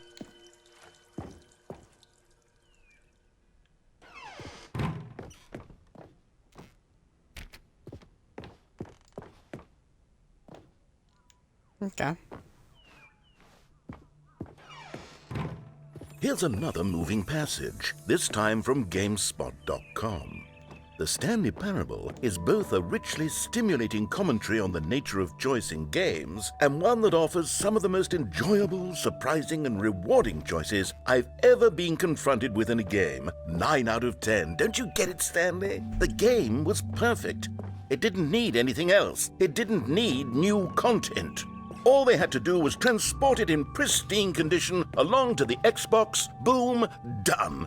And they couldn't even do that. Couldn't resist the urge to go meddling with a beloved franchise.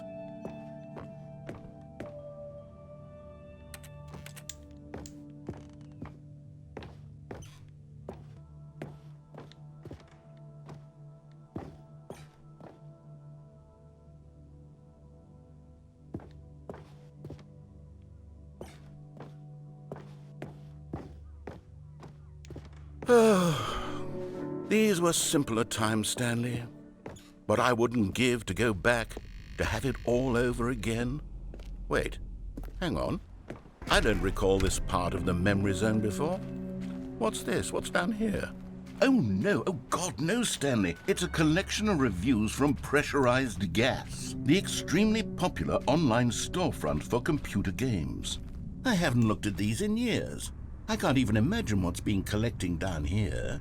Surely these reviews were glowing as well, weren't they? Honestly, I could not be bothered to play this game to full completion. The narrator is obnoxious and unfunny, with his humor and dialogue proving to be more irritating than entertaining. Unfunny!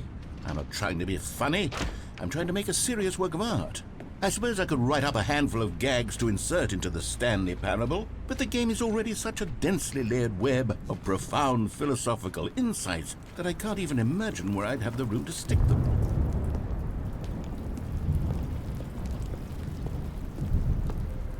Okay, let's see what this one says. While the idea for the game is good, for someone who prefers non-linear games, this preachiness gets annoying fast. Preachy? Stanley? I'm not preachy, am I? You can tell me if I'm preachy. Honestly, you can. Oh, goodness. This is actually quite shocking for me. To be honest, I had always thought of the game's dialogue as being rather terse to begin with. You can't know how much fluff I cut from the game to get it to feel as light and airy as it... Well, I always thought it did. But maybe it wasn't. Oh dear. What an awful memory to have to hold on to. These black marks are my otherwise unimpeachable track record. I feel like a failure. Like I let these people down. Perhaps the Stanley Parable isn't quite as sterling as I always remembered. What's this one got to say? You constantly have to stop doing anything so the narrator can catch up with his long-winded explanations of what's happening. I wish there was a skip button. A skip button? Well, yes. Yes, I think we can do that. If I'm truly too preachy, then maybe letting you skip ahead for just a moment, surely it couldn't hurt. Not if it means we can strike these negative reviews from the record. Only positive reviews of the Stanley Parable.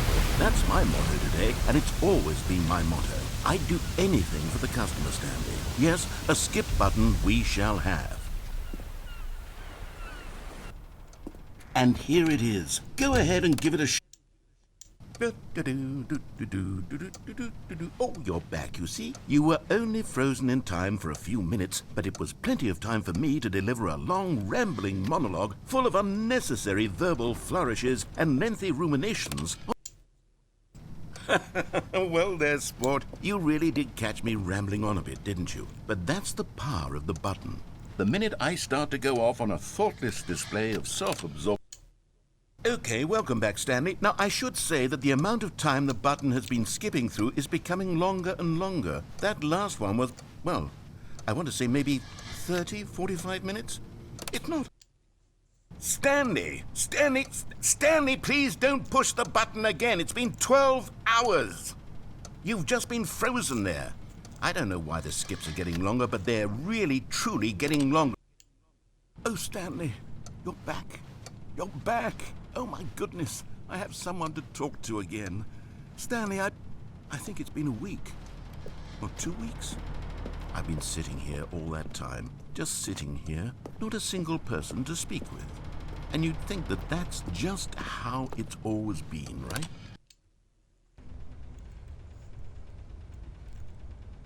Oh, hello. It's you. You're here again. Welcome. I have had time to think about you and about us and about everything we've been through. I've had so much time, I stopped keeping track after a year.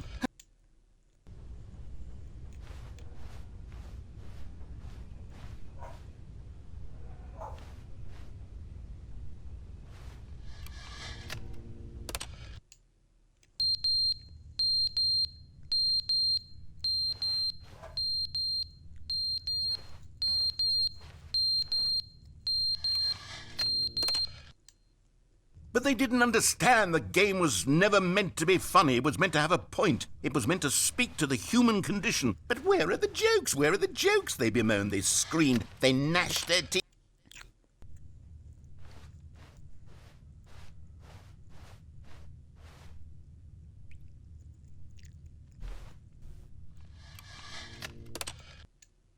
The end is never the end, is never the end, is never the end, is never the end, is never the end, is never the end, is never the end, is never the end, is never the end, is never the end, is never.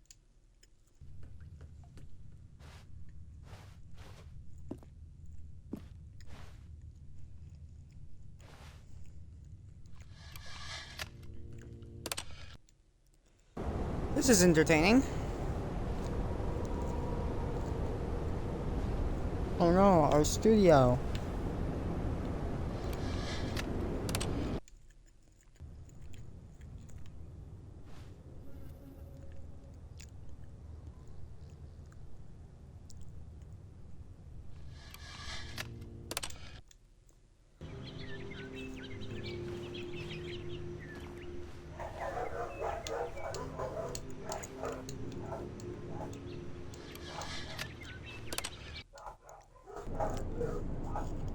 There we are.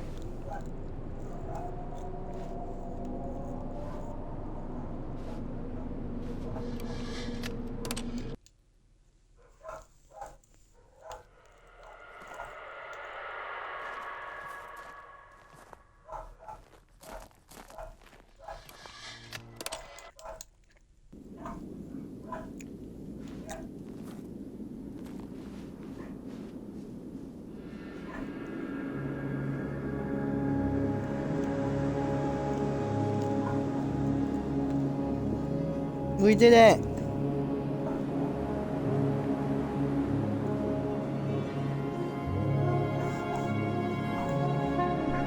We have completed the new content ending, which isn't really an ending.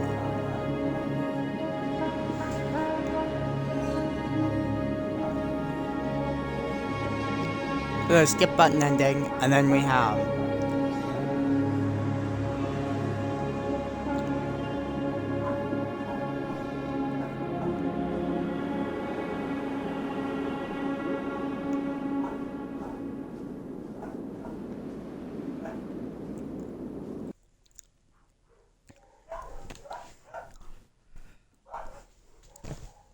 okay.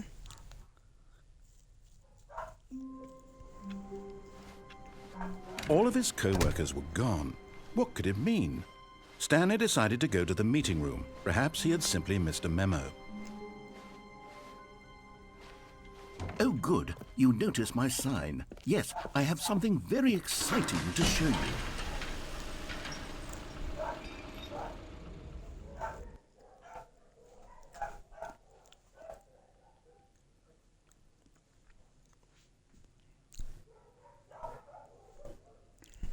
My throat is very dry.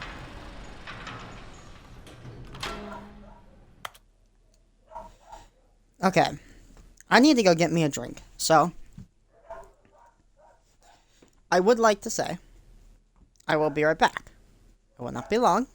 I will be like 5 minutes at the most. So grab yourself a drink, maybe some popcorn, maybe a taco. I don't know. Do what you wish. In 5 minutes, I will be back at most. I'd also like to mention thank you for watching so far. We are almost done with the Stanley Parable.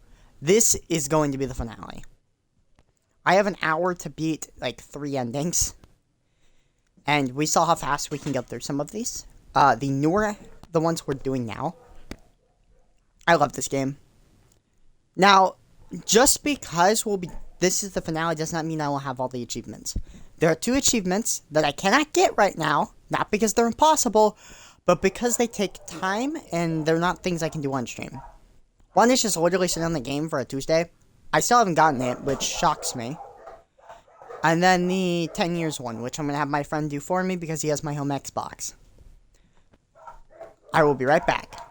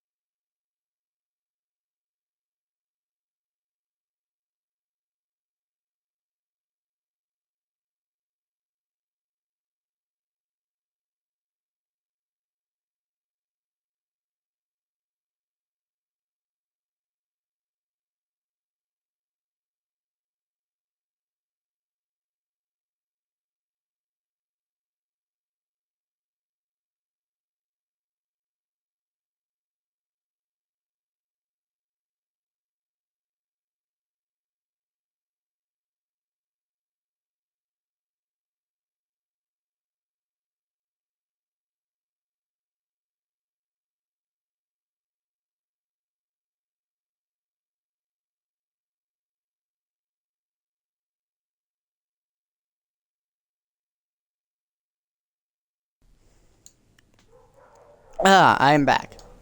Told you it wouldn't take long. There, he wants to sit here.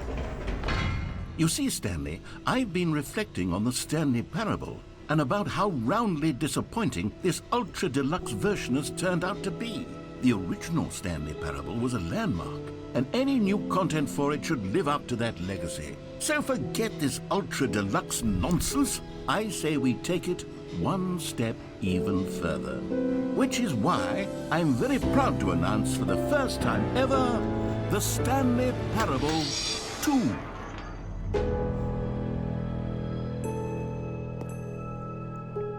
Yes, you see, isn't this far superior to a measly port with a few minor additions? Think of all the new territory we'll cover with a fully fledged sequel. An entirely new experience, built from the ground up. Why, there are so many possibilities. It could go in so many different directions. This is what fans have truly been asking for. Yeah. I love this game, honestly. Calling it the Stanley Parable 2 is just so much catchier than Ultra Deluxe, don't you think? Ultra Deluxe? What does it even mean? But the Stanley Parable 2, now that's an artistic statement right there. It's future-oriented. It screams progress and innovation and long-term franchising potential. Now, to be clear, I haven't quite nailed down what exactly the Stanley Parable 2 is going to be, but let's take a look at some of the features I've been developing for it. I figure that if I can loosely organize a handful of interesting concepts, that surely the game will sort of naturally spring up around them. It'll all work itself out. Game, here we are. Go on, try out some of the new features.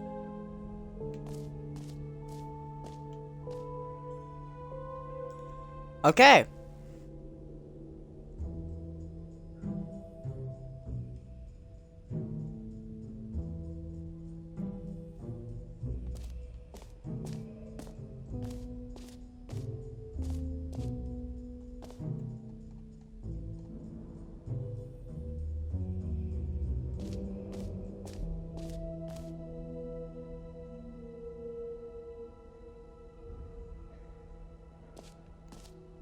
The reassurance bucket. A common complaint of the Stanley Parable was that it was confusing and paradoxical, that it engendered a chaotic sense of reckless despair in those who played it. Well, I'm happy to say that after much consideration, I've engineered a clever solution to this fundamental problem with the game. It's the Stanley Parable Reassurance Bucket. You see, Stanley, anytime you're holding the bucket, a sense of calm and ease will fill your mind and your heart. It's true. As long as you hold on to the bucket, the many disorienting contradictions of the Stanley Parable will feel perfectly normal and perhaps even comforting. You may even come to long for the gentle embrace of jarring cognitive dissonance while the bucket is in your arms. And to be honest, it's a much more convenient solution for me than actually redesigning the game to be less uncomfortable. Can you imagine what a pain in the ass that would be? Yes, the bucket is the perfect solution. Come on, give it a try.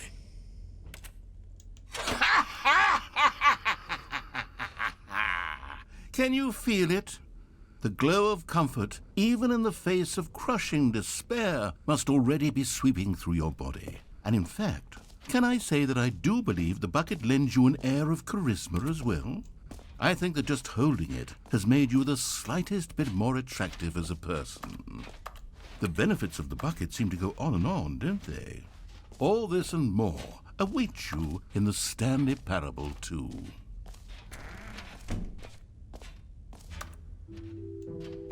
Does anyone give out awards for most enjoyable bucket in a video game?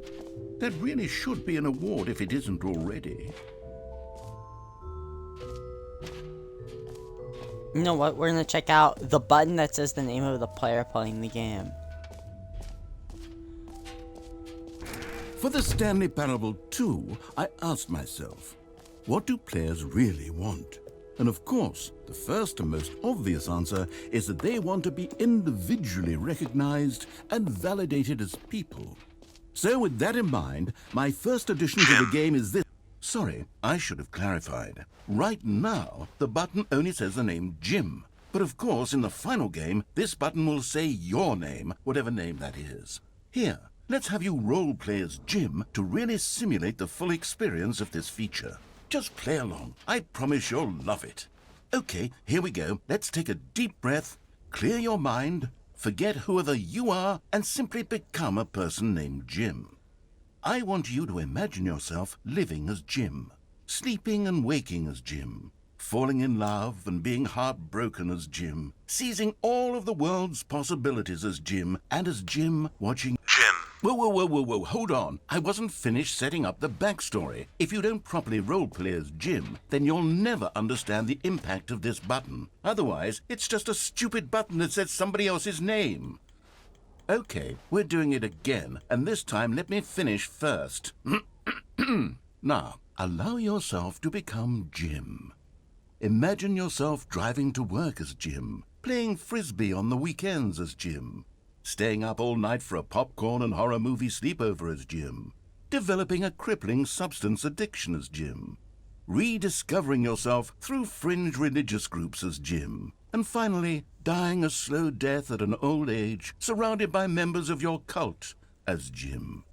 Do you feel it in your soul? Are you really, truly Jim right now? If so, then please step forward and press the button. Jim. Yes! You see? Jim. What a thrill! What a rush! That was you! The button described you. Do it again. Do it again. Jim. It hits even harder the second time. If this were the only new feature in the Stanley Parable 2, it would still be worth the money.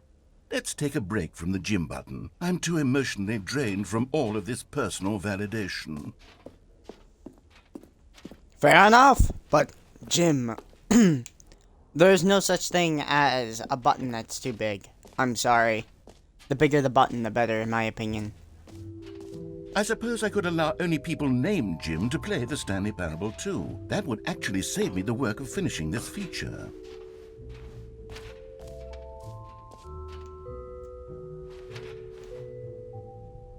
Rise in the orange.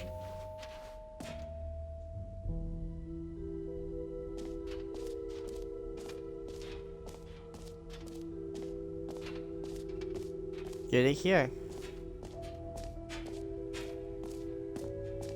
Free achievement. Pull the lever. Receive a new more steps. Just Now here's something special. You remember that broken test achievement that got left in the game on accident? Well, I'm developing a technology to simply give you the achievement.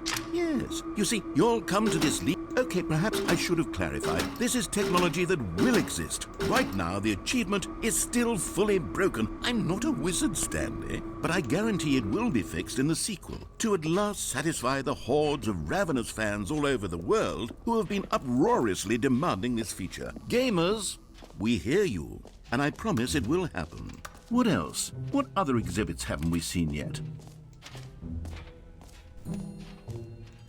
You know what? Let's bring the jump circle back for Stanley Parable 2 as well. It's... Oh, wait. You already spent all your jumps the first time we saw the jump circle? Oh, well. I suppose it can just be a nice decorative piece, then.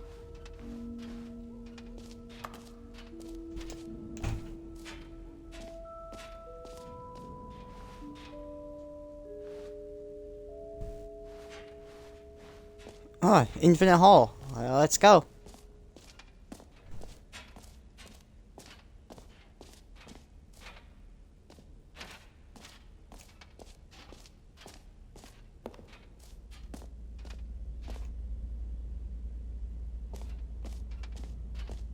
Stanley, here's an idea that I'm truly fond of. It's never been done before in a video game.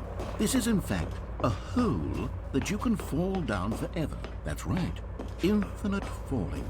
You can fall until the end of time, if you like. A stunning leap forward for video games as a medium. You see, isn't it wonderful?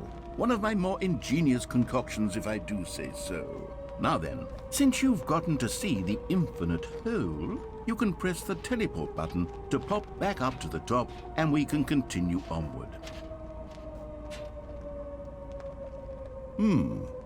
Now, I don't mean to be a bummer, but I do recommend you use the teleport button to go back to the top. Maybe do it on the sooner rather than later spectrum of things.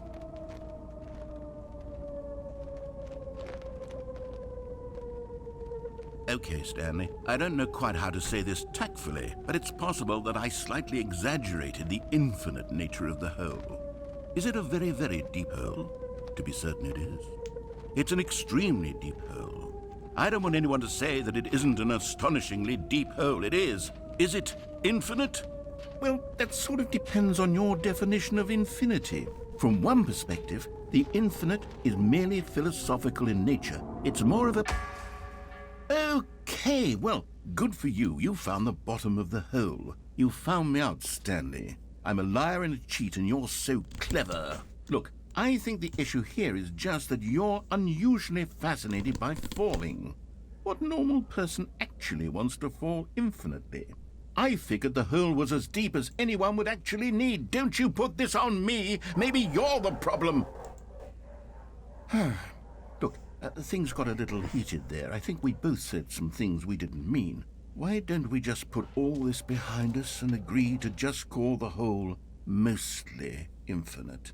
If that works for you, then go ahead and press the teleport button to warp up to the top of the hole and we can move on. I'll just be up here when you're ready. For this ending, we have to wait it out more. We will not be getting the reassurance bucket ending. This requires us to take this bucket somewhere and just kind of and redo another ending, and I just don't really want to do that right now. The last two endings are the ones that will get us towards our final achievement, so we're just gonna have to wait.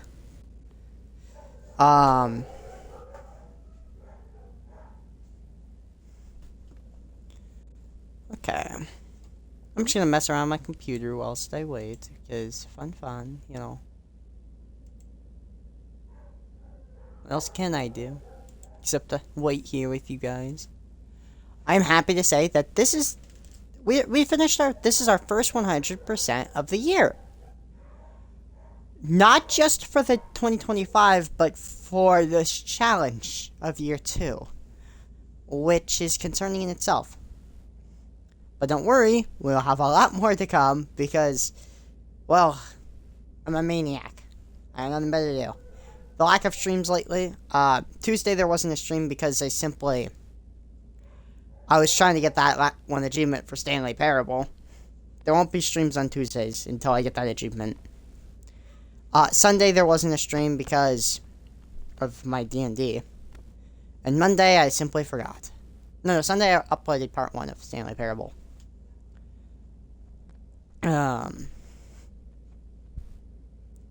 So yeah, Sundays and Tuesdays are going to be my days off. If I decide to. I don't have the patience for this. Like, I literally mean I don't have the patience to sit here for too long. I will sit here, because I only have till 9. To get the last 2 endings. So we have 50. I'll give it till 12. 8, 12. Okay. What else is there? Like, that we can... With the Stanley Parable being done today, because I don't mind telling my friend to wait a bit. He'll wait if I need him to. I'm also going to be losing a lot of my time to be playing Baldur's Gate, because I'm going to have my friend kind of help me out. In exchange, I'll be playing Baldur's Gate with him. That's like my condition. If he helps me with some things, I'll play the game he wants to play. So, that's where some of my time's going. I'm going to see if he's going to be playing Suicide Squad anymore. Because if he isn't, I'm going to start playing that by myself, or come back to it.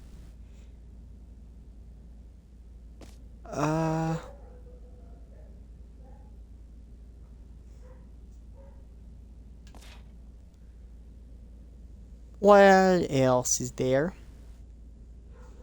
I would like to make a kind of thing known. Elden Ring Night Rain, the multiplayer boss gauntlet type thing. I will give it a 100% spot. Okay? I do plan on letting it have it, a spot, because I think it'd be nice to let it. And it'll also probably be painful to me. Nah. It'll get suggested when I buy it anyway.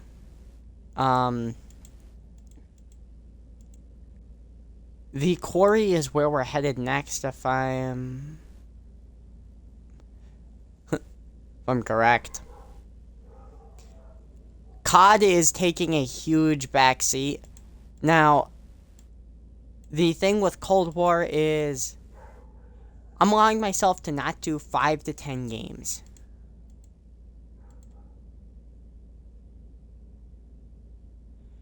Three of those games have already been, 3 to 4 of them have already been confirmed. Halo Wars 2, Cursed Clash, and Assassin's Creed Valhalla.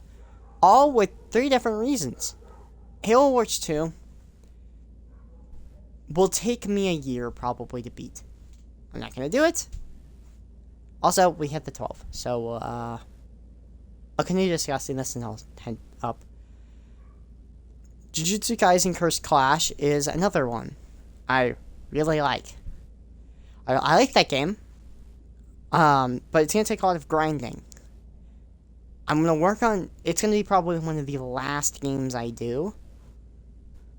So, yeah. Assassin's Creed Valhalla.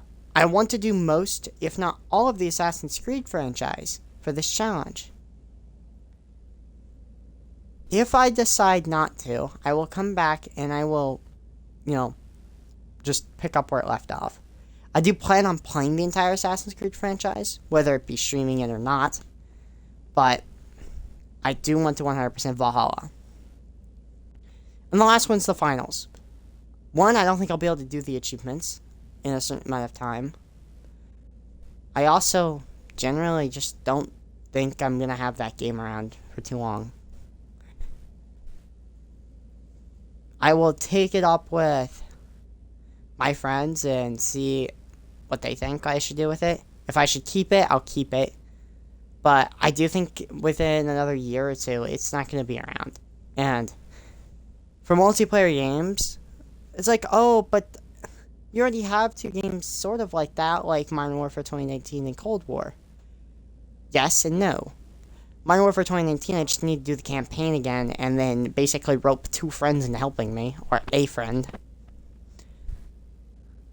And then basically play a waiting game. Cold War, I will need help with. I'm gonna need a lot of people to just kind of boot up a fire team lobby and just let me farm. Well, I'm done waiting. I'll give it till 15. I'm generous. There's an ending for sitting in this hole for who knows how long. I hope I'm doing it right.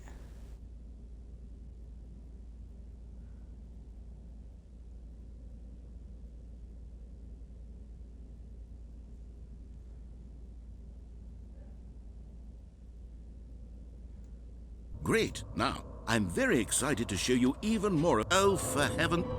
You see, I was right. The problem is you. The problem is that you like holes too much. Not normal. A normal person would have said, yep, that's an infinite hole right there. Goes on forever till the end of time. Don't need to see it all, but not you. Oh, no, no, no, no. You have a weird sort of... Oh.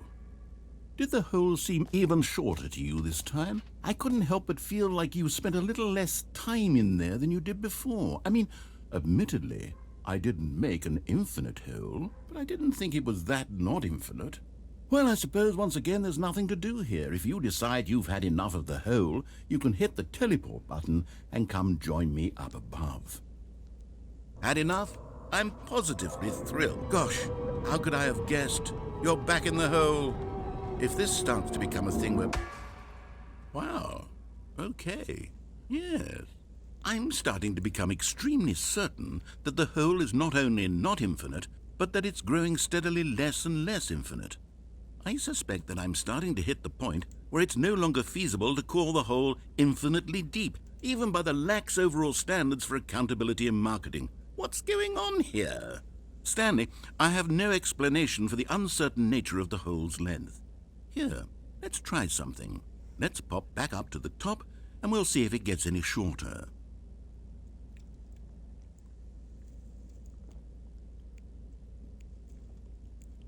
Well, there it is. The shame of my... How is this still appealing to you?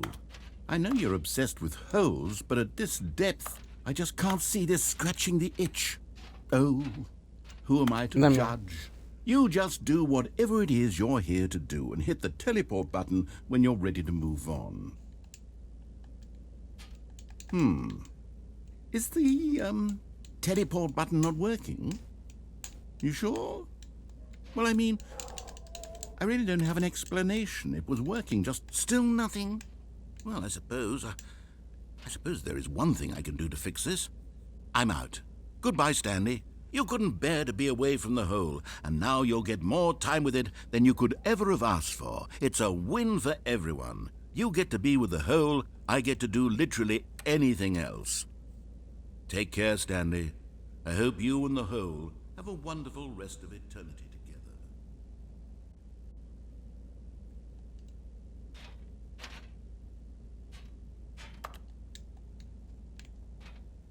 Let me out.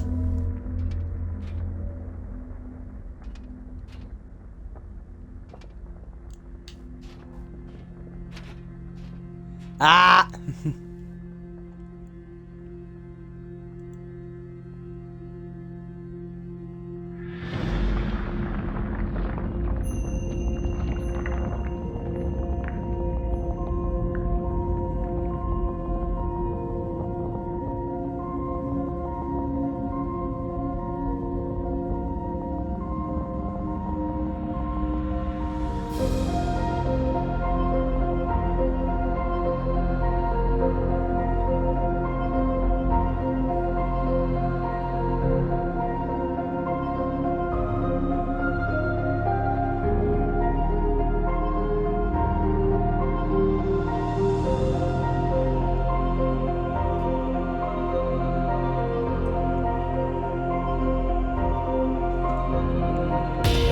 Oh, this is the ending. Well, we got the whole ending.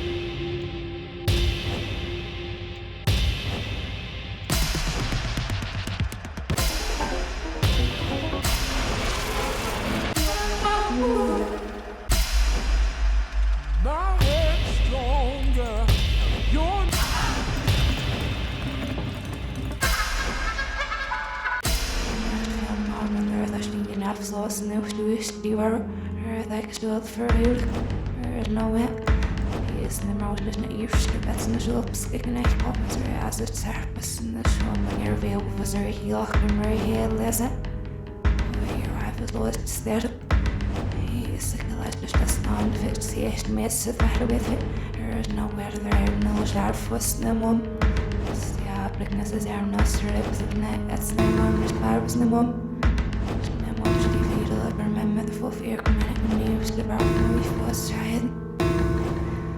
Yes, we can realize together small has no more national from the sack. But now we've had I found more when there are stinging applesauce and no juice. You were like a world for a week.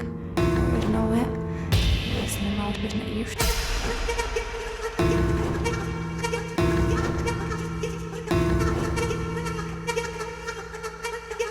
Stanley? Stanley! Stanley! Oh, good, you're awake. It seems you had sort of dozed off there, drifting away into dreamland. But we can't have that, Stanley, because this hole is just so darn fascinating that I want you to be wide awake for every second of it. You don't want to miss a single moment. So how about if I just pop in from time to time and wake you up to keep you really, truly focused on the whole. From the looks of things, you and I will have many, many years here in this hole, and I'm looking forward to all of them. Stay alert, Stanley. I'll be back. Toodle-pip.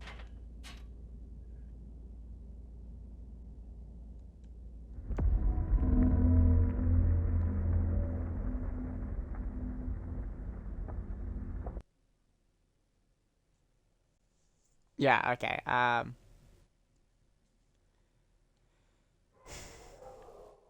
Here we are. Go on, try out some of the new features.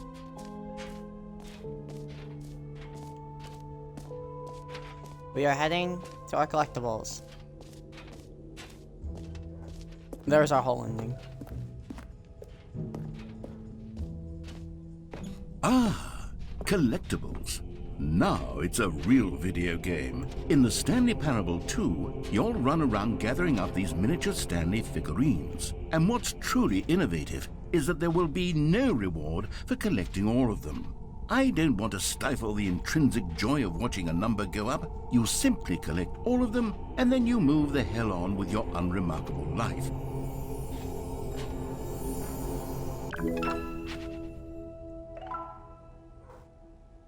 One of 6. God, it really is the worst when you collect everything in a video game and then they give you a big fancy reward for it. Absolutely tragic.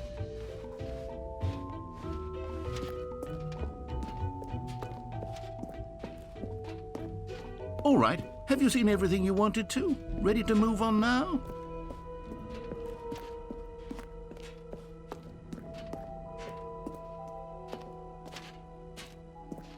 So, Stanley, what do you think? Do you like all of the new features? Yes, I know it's not exactly clear yet how exactly these features will come together as one single coherent video game, but I can feel it in my soul. It's going to work. There's definitely a good game in there somewhere. Say, let's do an experiment. I'll arrange these new features together, and we'll see whether or not it coheres into a meaningful gameplay experience. Okay, are you ready? Here it is. I give you the Stanley Parable 2.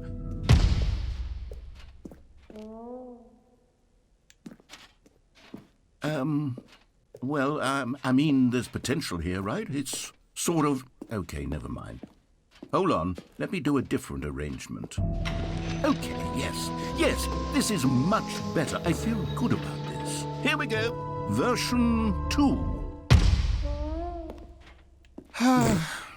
Who am I kidding, Stanley? This isn't a coherent video game at all. It's a lot of gags. And I do very much enjoy creating gags, but they don't add up to anything. I wanted more than anything to create a sequel that would capture all the magic of the first game. I wanted fans to love it. No matter how good these gags are, they won't stand on their own. They would need the structure and the gameplay of the original. Wait, maybe that's it. I can take the original Stanley Parable and simply, well, insert a few of my new features into it. Tastefully, of course. With respect. With care for the vision and integrity of the original game. Would it possibly work? I suppose it could. But it would need a really, really tremendous title screen. A title screen that says with bold and uncompromising conviction, "This is the Stanley Parable 2." Let me see if I can whip something up. All right, perfect. Go ahead. Take a look.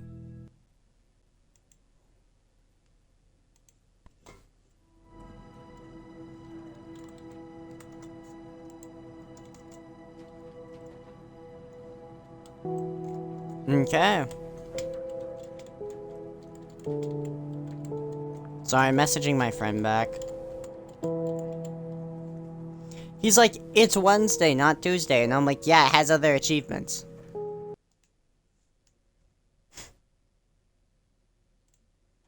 There we are.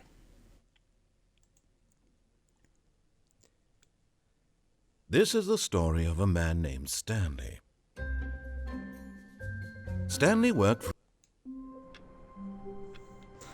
We do not put input there. We do not want to die. All of his co-workers were gone. What could it mean?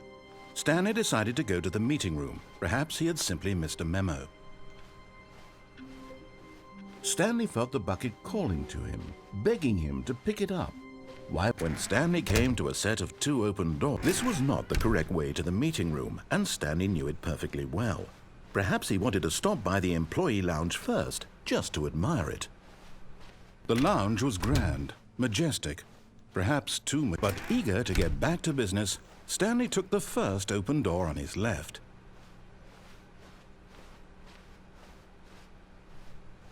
Stanley was so bad at following directions, it's incredible he wasn't fired years ago.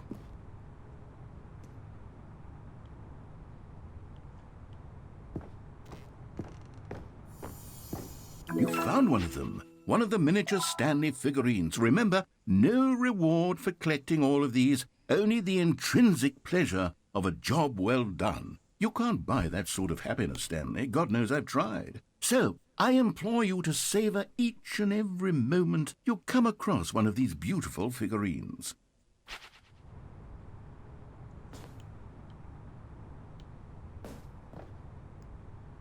But in his eagerness to prove that he is in control of the story and no one gets to tell him what to do, Stanley leapt from the platform and plunged to his death. Good job, Stanley. Everyone thinks you are very powerful.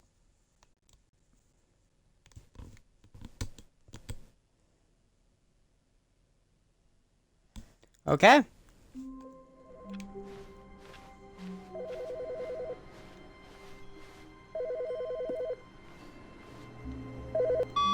Hi, Stanley. Just wanted to leave you a message to let you know there's a few things I need you to pick up on your way home from work today. We need milk, cereal, dish soap, spaghetti. Yeah, I don't care. Maybe Stanley would never pick up the bucket. A lonely bucket. When Stanley came to a set of 2 open doors, this was not the correct way to the meeting room, and Stanley knew it perfectly well. This is the last time we have to go over. Perhaps he wanted to stop by the employee lounge first, just to admire it. And here it was, the lounge.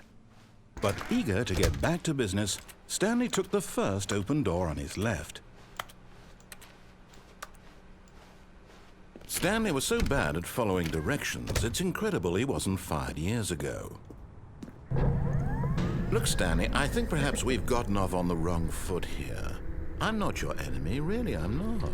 I realize that investing your trust in someone else can be difficult, but the fact is that the story has been about nothing but you all this time. There's someone... What? Really? I was in the middle of something. Do you have zero consideration for others? Are you that convinced that I want something bad to happen to you? Why... I don't know how to convince you of this, but I really do want to help you, to show you something beautiful. Look, let me prove it. Let me prove that I'm on your side.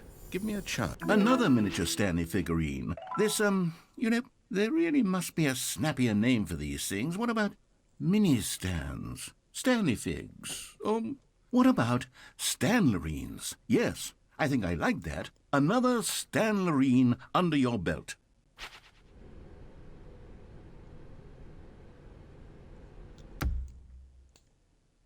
Begin the game again.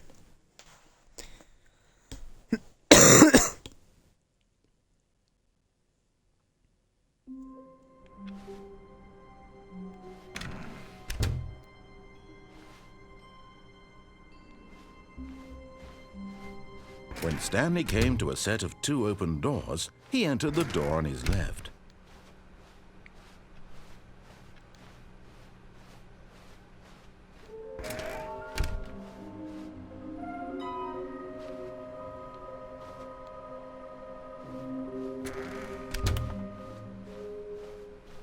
Coming to a staircase, Stanley walked upstairs to his boss's office. Okay, I'm going back to the name of these little Stanley figurines, and now I'm torn between Stanlerines and Figlies. What do you think, Stanley? What name better encapsulates the intrinsic sense of happiness that you get from seeing a small number in the corner of your screen go up by 1? Let me sit on it. I'm sure it will come to me. Okay, there's that one.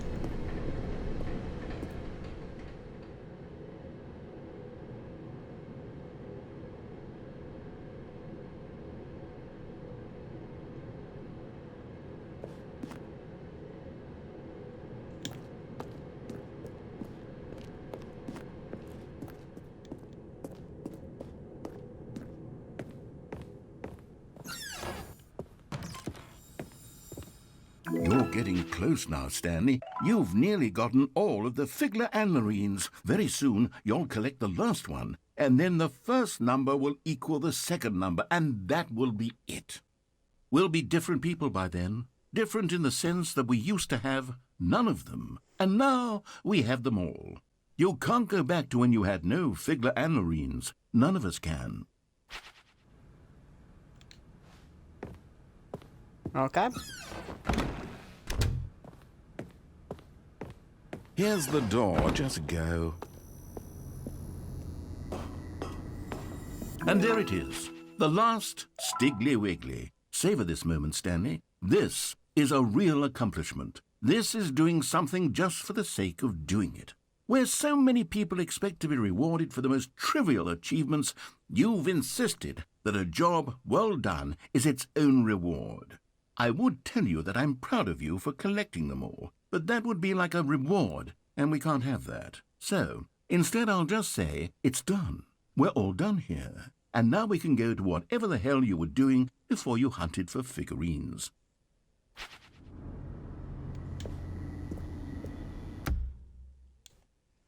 So the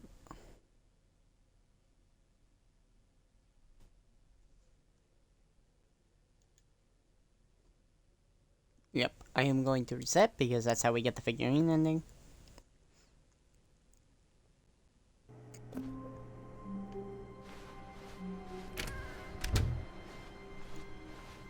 Stanley, I'm sorry, but I have to put a pause on things. It's those figurines, those Figlers.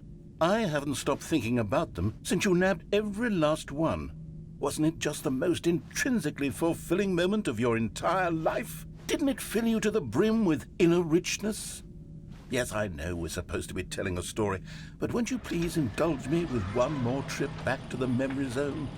I would love nothing more than to revisit the figurines. Just one more time.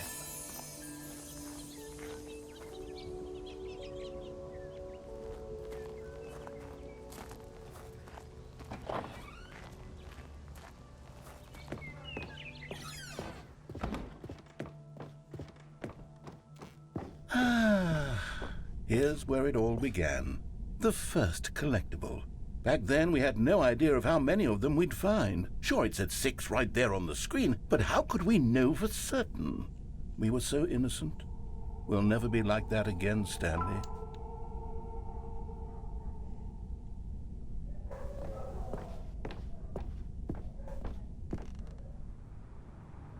And here was a second Stanlerine. You found this one all on your own, just by poking around in the warehouse. You did that, Stanley. I'll be honest. Back then, I had no faith in you to find any of them, let alone 6. But you continue to surprise me in all sorts of mundane, unremarkable ways.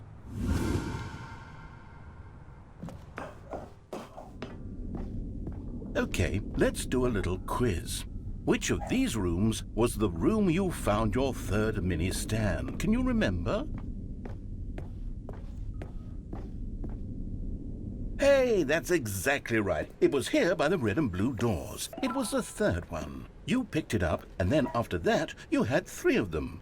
I'm glad these moments are so crystal clear in your memory, but I shouldn't be surprised. After all, science tells us that it's impossible to forget your third time doing anything.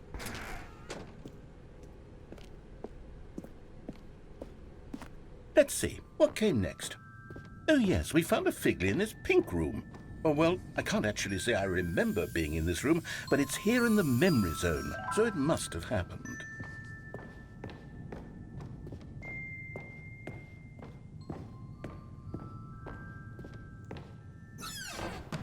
This was the 5th mini Stan, and this one was really something special. It was in the boss's bathroom. I remember it so clearly. In fact, because this one is particularly special to me, I made a little video to commemorate the occasion. Enjoy.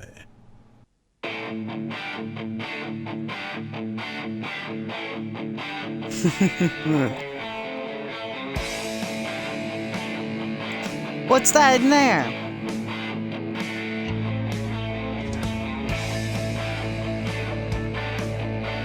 It's mini Stan number 5.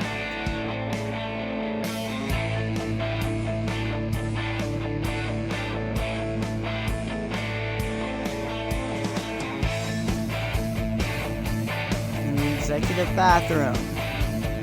Thanks for watching.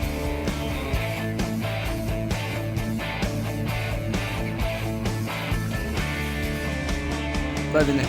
Starring Stanley. Takes you back, doesn't it? I spent a lot of time making that video, but it was 8 minutes I wouldn't have spent on anything else.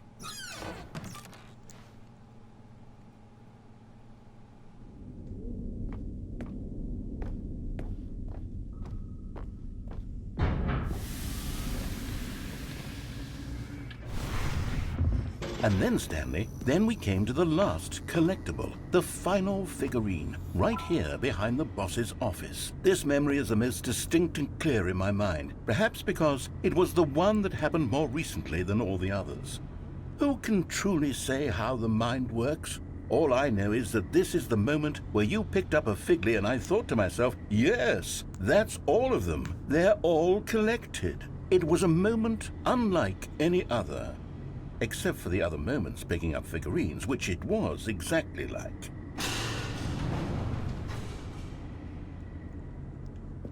Okay.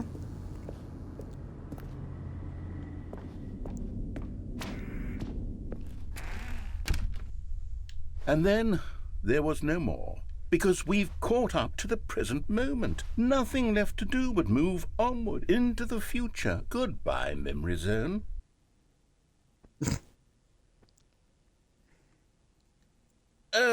No, I'm not done. I'm not ready to move on. Stop the loading screen. Isn't there some way we can stay here, keep enjoying these figurines? Let's just go backwards. We'll do the memory zone again from the opposite direction. See how that feels. Okay, yes, the back of the boss's office. I remember this. I must say, of all the figurines we looked at in our initial tour of the memory zone, this one is the most distinct and clear in my mind. Let's keep going. I want more.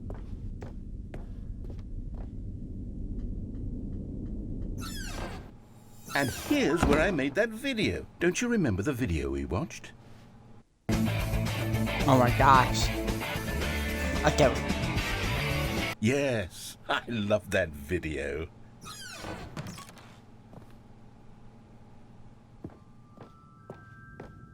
Still don't remember the pink room, Stanley. Still no memory of this one. Good room, though. A solid room. Yeah, I agree. These really were a treat to hunt down. You know, if there had been any kind of reward for finding all of these, it really would have neutered the intrinsic joy of collecting them. I'm very glad we resisted the temptation. Next one.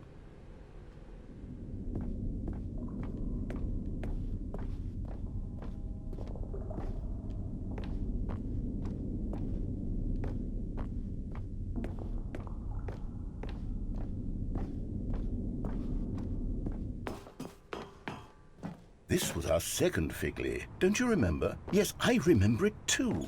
The past is truly a wonderful thing. Why does anyone ever choose to leave it? Keep going.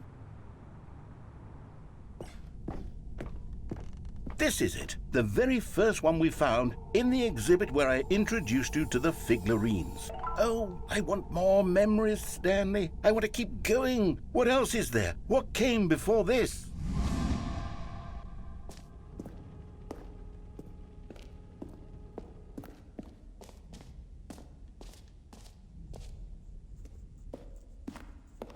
Look, it's the terrible new content that we were originally sold on. I remember hating it back then, but time does put a rosy filter on everything. In fact, I dare say I'm actually quite fond of it now. Look how much fun the past is. I want more memories.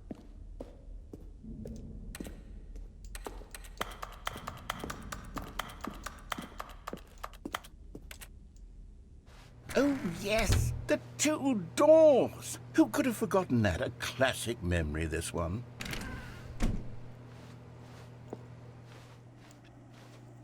And before everything else, there was your office. Is there anything else? Was there something that came before your office? There's something I feel I can remember. I can remember. Yes, I'm remembering something now. I remember before this whole story got started. Back then I was different. I used to make big decisions. I was passionate. I was skeptical. I weighed each decision with profound thoughtfulness. And then somewhere along the way, I stopped making decisions. I became lazy, and I came up with a character named Stanley to do my thinking for me. He would make the decisions. He would decide which way to go. I would cheer him on as he collected figurines for no reason. Why did I invent Stanley? Was I lonely? Yes, perhaps that's it. Perhaps I needed to imagine I had companionship. And Stanley really did make for a wonderful companion, even if he was a fiction. But I suppose it's grown old. I want to think for myself again. I want to go back to how it used to be. Yes, I can be on my own again. I can do it. I'll be stronger this time. I'll take care of myself. I don't need Stanley anymore. Oh, but he truly was so much fun to play with. You know what? Since we're in the memory zone, how about one more good memory? Let's go back just once and give Stanley one more run of the office, and then I'll retire him for good. I did enjoy telling his story so very much. Okay, here we go. This is the story of a man named Stanley.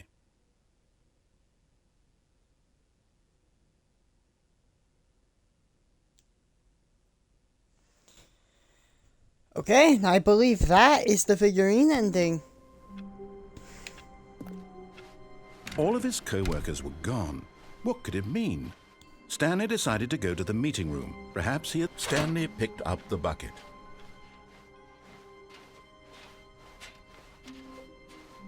Stanley clutched the bucket tightly to his chest and entered the door on his left. Still no one was here. Stanley needed the bucket's warmth and comfort now more than ever. Perhaps his boss's office was where he'd find answers.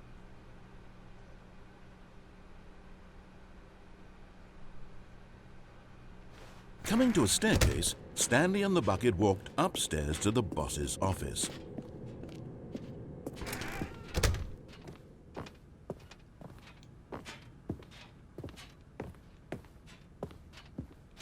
Stepping in.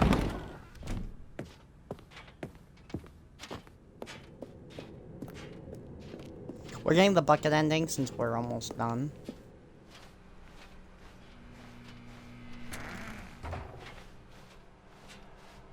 There was one ending we couldn't get.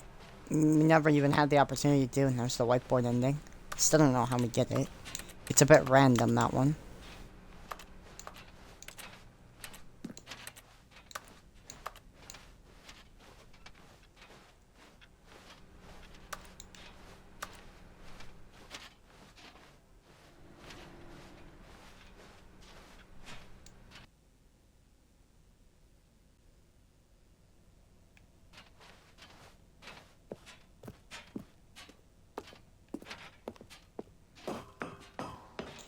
I would like to say this was a very enjoyable game, and a blast.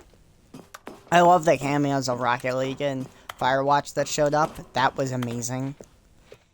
It led to this game kind of being a trip down memory lane for me, because Firewatch is a game I love and adore, and Rocket League's a game I used to play on the daily, but neither I play anymore.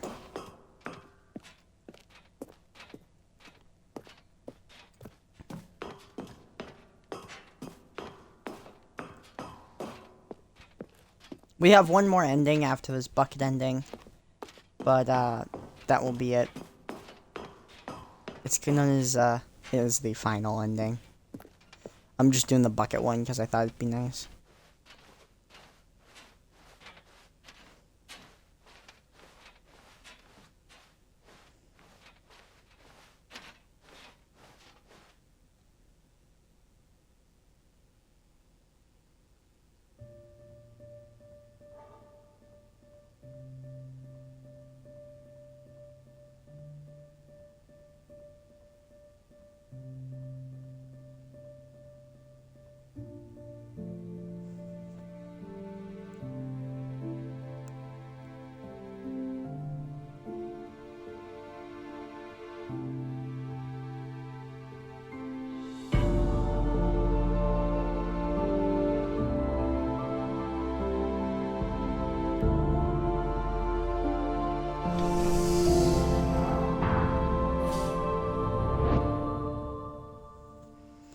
And that is the one of two endings for the bucket.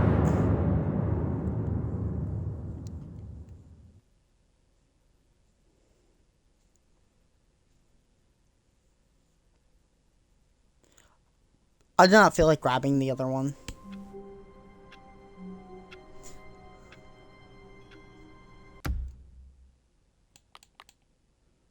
Actually, I'll grab it. We have time.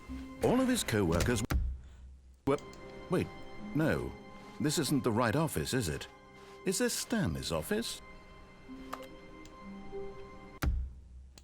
We quit to the menu.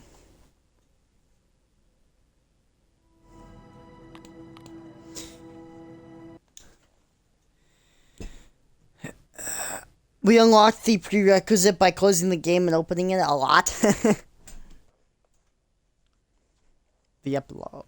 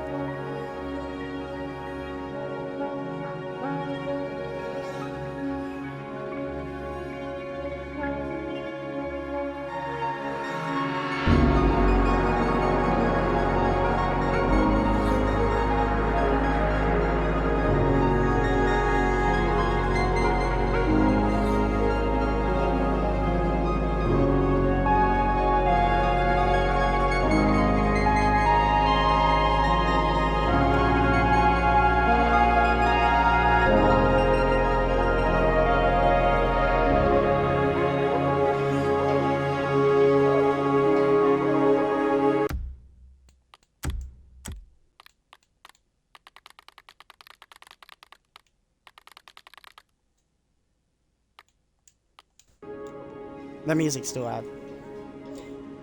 But this is the end of the Stanley Parable, and I hope you guys did enjoy. Our last two ones are just time restraints, and, well, the official end of this game won't be with you guys. But we're about to grab our final achievement. We already got the broom closet ending, which is the best ending, hands down.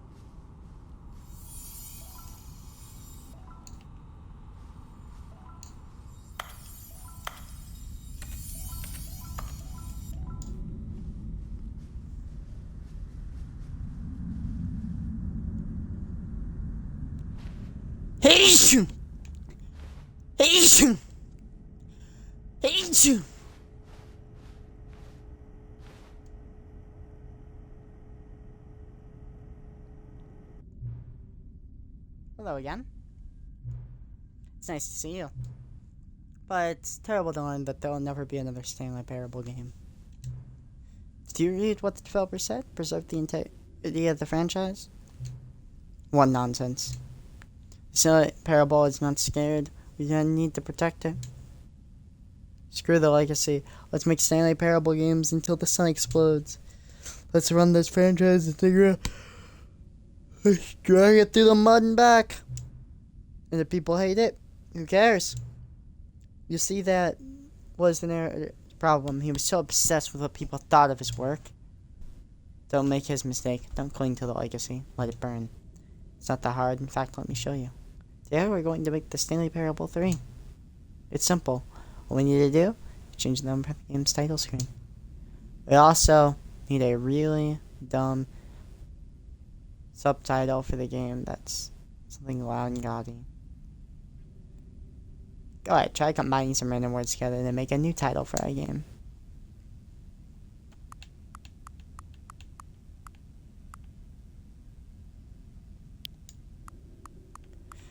The Journey to Coworker. Stanley Parable 3, The Journey. It's absurd. I love it. Every time you restart the game, we'll advance the number of sequel by 1. Then we'll pick a new subtitle. That way the Stanley Parable will never end. And nothing in the game itself will change when you do this either. Adding more content sounds like work. No need to do that. It'll just be the same content. Recycled. Again and again. With a new title screen. What do you say? Should we move forward with this plan? I like it. I want you I would say as well.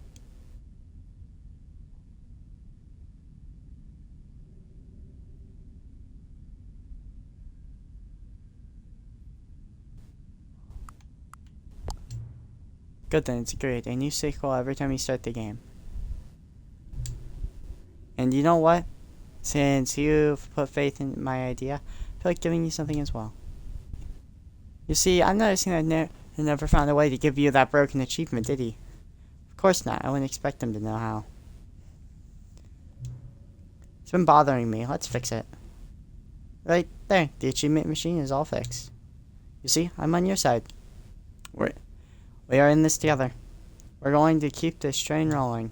Stanley Parable cannot end. It will only spiral in on itself forever. I must keep the wheel turning. I'm ready. Are you ready? Great. There's only one last thing we need to do.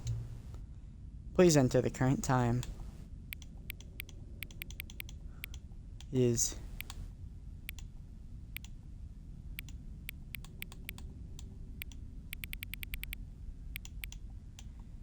is 8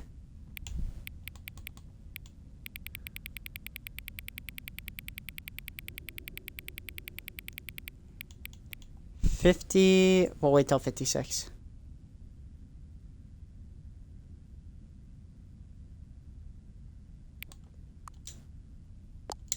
Never mind. I'll just do 55.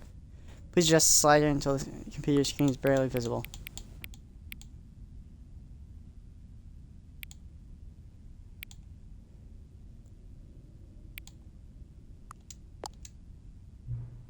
Thank you. Please enjoy the Stanley Parable.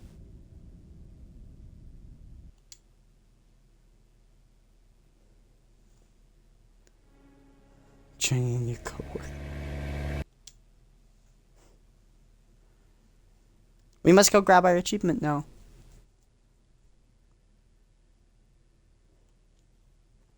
This is the... All of his co-workers were gone. What could it mean? Stanley decided to go to the meeting room. Perhaps he had simply missed a memo.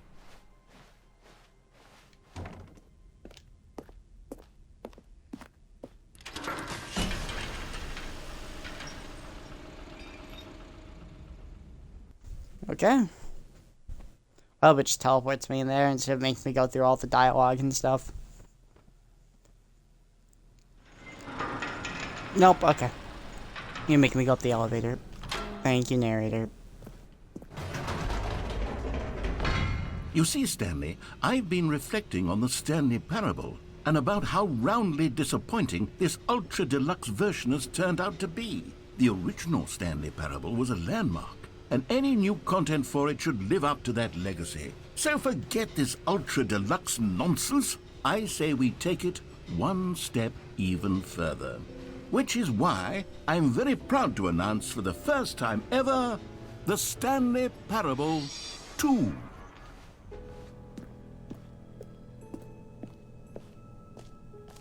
Yes, you see, isn't this far superior to a measly port with a few minor additions? Think of all the new territory we'll cover with a fully fledged sequel. An entirely new experience, built from the ground up. Why, there are so many possibilities. It could go in so many different directions. This is what fans have truly been asking for. Now, to be clear, I haven't quite nailed down what exactly the Stanley Parable 2 is going to be, but let's take a look at some of the features I've been developing for it. I figure that if I can loosely organize a handful of interesting concepts, that surely the game will sort of naturally spring up around them. Here we are. Go on, try out some of the new features. Free new achievement. I can't believe it's that simple.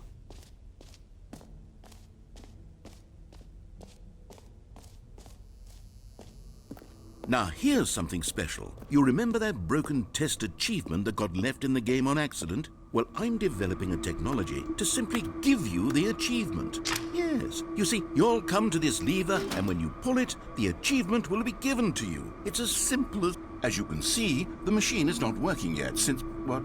Wait, what in the holy hell is going on? You got the achievement? Why did the machine work? Stanley, I didn't fix it. I didn't do anything to it. I swear, it was broken just a second ago. Who fixed it? Is someone here? Are we being watched? Oh, God. Composure. Composure. Yes, as you can see, the machine is working as normal, as I intended. It truly speaks to the awe-inspiring magic of the Stanley Parable 2. Breathe. Just breathe.